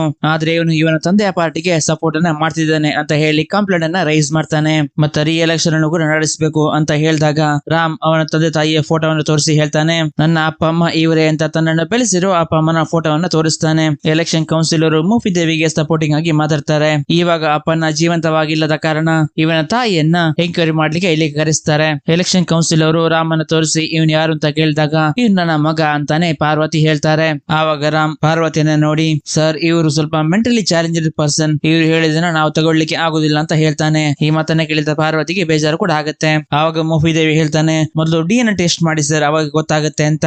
ಅದಕ್ಕೆ ಎಲೆಕ್ಷನ್ ಕೌನ್ಸಿಲ್ ಆಫೀಸರ್ ನಾಳೆ DNA ಟೆಸ್ಟ್ ಅನ್ನ ಮಾಡೋಣ ಅಂತ ಹೇಳಿ ಅವರನ್ನ ಹಾಸ್ಪಿಟಲ್ ಗೆ ಕರೆಸ್ತಾರೆ. ಹಾಗೆ ಹಾಸ್ಪಿಟಲ್ ಗೆ ತಾಯಿಯನ್ನ ನೋಡ್ಲಿಕ್ಕೆ ಬಂದ ರಾಮ್ ಅಳ್ತಾ, ನನ್ನನ್ನ ಕ್ಷಮಿಸ್ಬಿಡಿ ಅಮ್ಮ, ನಾನು ಆತರ ಹೇಳ್ಬಾರ್ದಿತ್ತು, ಹೇಳಿದ್ರೆ ನಾನು ಆತರ ಹೇಳಿಲ್ಲ ಅಂತ ಇದ್ದಿದ್ರೆ ಅವರು ರಿಯಾಕ್ಷನ್ ಅನ್ನ ನಡೆಸಲ್ಲ. ಹಾಗೆ ಫ್ರಾಡ್ ಮಾಡಿ ಮೋಪಿ ದೇವಿ CM ಆಗ್ತಾ ಇದ್ದ, ಆ ಕಾರಣಕ್ಕಾಗಿ ನಾನು ಆತರ ಹೇಳ್ದೆ ಅಂತ ಹೇಳ್ತಾ ಅವರ ಕಾಲಿಗೆ ಬಿದ್ದು ಸಾರಿ ಅನ್ನ ಕೇಳ್ತಾನೆ. ಆವಾಗ ಪಾರ್ವತಿ ಹೇಳ್ತಾಳೆ, ಅಪ್ಪ ನನ್ನ ರಥ ಯಾವತ್ತೂ ತಪ್ಪು ಮಾಡುದಿಲ್ಲ, ನೀನ್ ಅನ್ಕೊಂಡಿರೋ ಹಾಗೇನೆ ಎಲ್ಲ ನಡೆಯುತ್ತೆ ಅಂತ ಹೇಳಿ ಅವನನ್ನ ಕಳಿಸ್ತಾರೆ. ಹಾಗೆ ಇವನು ಮಲಗಿರ್ಬೇಕಾದ್ರೆ ಇವನಿಗೆ ಹಾಸ್ಪಿಟಲ್ ಇಂದ ಕಾಲ್ ಬರುತ್ತೆ, ನಿಮ್ಮ ತಾಯಿಯನ್ನ ಕಾಣಿಸ್ತಾ ಇಲ್ಲ ಅಂತ. ಹಾಗೆ ಇವನು ಹಾಸ್ಪಿಟಲ್ ಗೆ ಬಂದು ನೋಡಿದಾಗ ಏನಾಯ್ತು ಅಂತ ಕೇಳ್ತಾನೆ. ಆವಾಗ ಜೊತೆ ಇದ್ದ ಕಾನ್ಸ್ಟೇಬಲ್ ಹೇಳ್ತಾರೆ, ಅವರು ನಿದ್ದೆ ಬರ್ತಾ ಇಲ್ಲ ಅಂತ ಹಾಡು ಕೇಳಿಗೆ ಮೊಬೈಲ್ ಅನ್ನ ಕೇಳಿದ್ರು, ನಾನು ಕೂಡ ಕೊಟ್ಟೆ, ಆದ್ರೆ ಅವರು ಸ್ವಲ್ಪ ಹೊತ್ತಲ್ಲಿ ಇಲ್ಲಿಂದ ಮಿಸ್ ಆದ್ರು ಅಂತ ಹೇಳ್ತಾರೆ. ಹಾಗೆ ಅವನು ಅದ್ ಯಾವ ಮೊಬೈಲ್ ಅಂತ ಚೆಕ್ ಮಾಡಿ ನೋಡ್ಬೇಕಾದ್ರೆ ಅದರಲ್ಲಿ ಯಾವ್ದಾದ್ರು ಒಂದು ಎಲುಬು ಕೂಡ ಆಸಿಡ್ ನ ಮೇಲೆ ಬಿದ್ರೆ ಅದರಿಂದ DNA ಟೆಸ್ಟ್ ಮಾಡ್ಲಿಕ್ಕೆ ಆಗುದಿಲ್ಲ ಅಂತ ನ್ಯೂಸ್ ಗಳನ್ನ ಸರ್ಚ್ ಮಾಡಿ ನೋಡಿರ್ತಾರೆ. ಈ ವಿಷಯ ರಾಮಿಗೂ ಕೂಡ ಗೊತ್ತಾಗುತ್ತೆ. ಹಾಗೆ ನಿಯರೆಸ್ಟ್ ಇರುವ ಕೆಮಿಕಲ್ ಫ್ಯಾಕ್ಟರಿಯನ್ನ ಹುಡ್ಕೊಂಡು ಹೋಗ್ತಾನೆ. ಹಾಗೆ ಅಲ್ಲಿ ಹೋಗಿ ನೋಡ್ಬೇಕಾದ್ರೆ ಅವರ ಚಪ್ಪಲ್ ಮಾತ್ರ ಸಿಗತ್ತೆ. ಅವರು ಅಲ್ಲಿ ಟ್ಯಾಂಕಿನಲ್ಲಿರುವಂತಹ ಆಸಿಡ್ ಗೆ ಜಂಪ್ ಮಾಡಿ ಅವರನ್ನ ಅವರೇ ಸಾಯಿಸ್ಕೊಂಡ್ಬಿಟ್ಟಿರ್ತಾರೆ. ಈ ವಿಷಯ ರಾಮ್ಗೆ ಗೊತ್ತಾಗಿ ಜೋರಾಗಿ ಅಲ್ಲಿಗೆ ಕೂಡ ಶುರು ಮಾಡ್ತಾನೆ. ಹಾಗೆ ಇಲ್ಲಿ ಎಲೆಕ್ಷನ್ ಕೌನ್ಸಿಲ್ ನಲ್ಲಿ ಡಿಸೈಡ್ ಮಾಡ್ತಾರೆ DNA ಟೆಸ್ಟ್ ಮಾಡ್ಲಿಕ್ಕೆ ಇವಾಗ ಯಾರು ಇಲ್ಲದ ಕಾರಣ ಮೌಫಿದೇವಿ ಹಾಕಿರುವಂತಹ ಕೇಸ್ ಅನ್ನ ರಿಜೆಕ್ಟ್ ಮಾಡ್ತಾರೆ. ಹಾಗೆ ರಿ ಎಲೆಕ್ಷನ್ ಕೂಡ ನಡೆಯುತ್ತೆ. ಹಾಗೆ ಎಲ್ಲ ವೋಟಿಂಗ್ ಮುಗಿದ್ಮೇಲೆ ಇದರ ಕೌಂಟಿಂಗ್ ಕೂಡ ನಡೀತಾ ಇರುತ್ತೆ. ಈ ಕೌಂಟಿಂಗ್ ಅನ್ನ ಹೇಗಾದ್ರೂ ಸ್ಟಾಪ್ ಮಾಡ್ಬೇಕು ಅಂತ ಮೌಫಿದೇವಿ ಅವನ ಜನರನ್ನ ವೋಟ್ ಕೌಂಟಿಂಗ್ ನಡೆಯುವ ಜಾಗಕ್ಕೆ ಕಳ್ಸಿರ್ತಾನೆ. ಹಾಗೆ ಇಲ್ಲಿ ರಾಮ್ ಜೊತೆ ಒಂದು ದೊಡ್ಡ ಫೈಟ್ ನಡೆಯುತ್ತೆ. ಹಾಗೆ ಎಲ್ಲರನ್ನು ಹೊಡಿತಿರ್ಬೇಕಾದ್ರೆ ಇಲ್ಲಿಗೆ ಮೌಫಿದೇವಿ ಕೂಡ ಎಂಟ್ರಿ ಆಗ್ತಾನೆ. ಹಾಗೆ ಇಲ್ಲಿ ಮೌಫಿದೇವಿ ಒಂದು JCB ಅನ್ನ ತಗೊಂಡು ವೋಟ್ ಕೌಂಟಿಂಗ್ ನಡೀತಿರುವ ಜಾಗಕ್ಕೆ ಎಂಟ್ರಿ ಆಗ್ತಾನೆ. ಹಾಗೆ ಇಲ್ಲಿ ಮೌಫಿದೇವಿ ವೋಟ್ ಕೌಂಟಿಂಗ್ ನಡೆಯುವಂತಹ EVM ಮಿಷನ್ ಗಳನ್ನೆಲ್ಲ ಹೊಡೆದು ಹಾಕ್ಲಿಕ್ಕೆ ಟ್ರೈ ಮಾಡ್ತಾನೆ. ಇದನ್ನ ರಾಮ್ ಕೂಡ ತಡಿಲಿಕ್ಕೆ ನೋಡ್ತಾನೆ, ಆದ್ರೆ ಅವನ ಕೈಯಲ್ಲಿ ಆಗ್ತಾ ಇರೋದಿಲ್ಲ. ಹಾಗೆ ಒಂದು 4-5 EVM ಮಿಷನ್ ಗಳನ್ನೆಲ್ಲ ಮೌಫಿದೇವಿ ಹೊಡೆದು ಹಾಕ್ತಾನೆ. ಮತ್ತೆ ರಾಮ್ ಮೌಫಿದೇವಿ ಕೂಡ ಹೊಡಿತಾನೆ. ಇಲ್ಲಿ ಮೌಫಿದೇವಿ ಹೊಡೆದು ಹಾಕಿರುವಂತಹ EVM ಮಿಷನ್ ಗಳ ಕೌಂಟಿಂಗ್ ಆಲ್ರೆಡಿ ನಡೆದಿರುತ್ತೆ. ಹಾಗೆ ಎಲ್ಲ ವೋಟಿಂಗ್ ಗಳನ್ನ ಕೌಂಟ್ ಮಾಡಿದಾಗ ಸಭಾಪತಿ ಈ ವೋಟಿಂಗ್ ನಲ್ಲಿ ವಿನ್ ಆಗ್ತಾನೆ. ಮೌಫಿದೇವಿ ಸೋತು ಹೋಗ್ತಾನೆ. ಹಾಗೆ ರಾಮ್ ಎಲೆಕ್ಷನ್ ಆಫೀಸರ್ ಕೆಲಸಕ್ಕೆ ರಾಜೀನಾಮೆ ಕೊಟ್ಟು ಸಭಾಪತಿಯ ಮೂಲಕ CM ಆಗ್ತಾನೆ. ಹಾಗೆ ರಾಮ್ CM ಆಗಿ ಪ್ರಮಾಣ ವಚನವನ್ನ ಸ್ವೀಕಾರ ಮಾಡಿ ಇವರು ಹೇಳಿರುವಂತಹ ಒಳ್ಳೆಯ ಕೆಲಸಗಳನ್ನೆಲ್ಲ ಮಾಡ್ತೀನಿ ಅಂತ ಊರ್ ಜನರ ಮುಂದೆ ಮೈಕ್ ಅಲ್ಲಿ ಕೂಡ ಅನೌನ್ಸ್ ಮಾಡ್ತಾನೆ. ಇಲ್ಲಿಗೆ ಈ ಮೂವಿ ಎಂಡ್ ಆಗುತ್ತೆ. ಈ ಎಕ್ಸ್ಪ್ಲನೇಷನ್ ಹೇಗೈತೆ ಅಂತ ಕಮೆಂಟ್ ನಲ್ಲಿ ಮೆನ್ಷನ್ ಮಾಡಿ ತಿಳಿಸಿ. ಇಷ್ಟ ಆಗಿದ್ರೆ ಒಂದು ಲೈಕ್ ಮಾಡಿ, ಹಾಗೆ ಚಾನಲ್ ಅನ್ನು ಸಬ್ಸ್ಕ್ರೈಬ್ ಮಾಡಿ. ನೀವು ಮಾಡೋ ಪ್ರತಿಯೊಂದು ಲೈಕ್ಸ್ ನನಗೆ ಮುಂದಿನ ವಿಡಿಯೋಸ್ ಮಾಡ್ಲಿಕ್ಕೆ ಮೋಟಿವೇಶನ್ ಆಗಿರುತ್ತೆ. Thanks for watching. ಸಿಗೋಣ ಮುಂದಿನ ವಿಡಿಯೋದಲ್ಲಿ.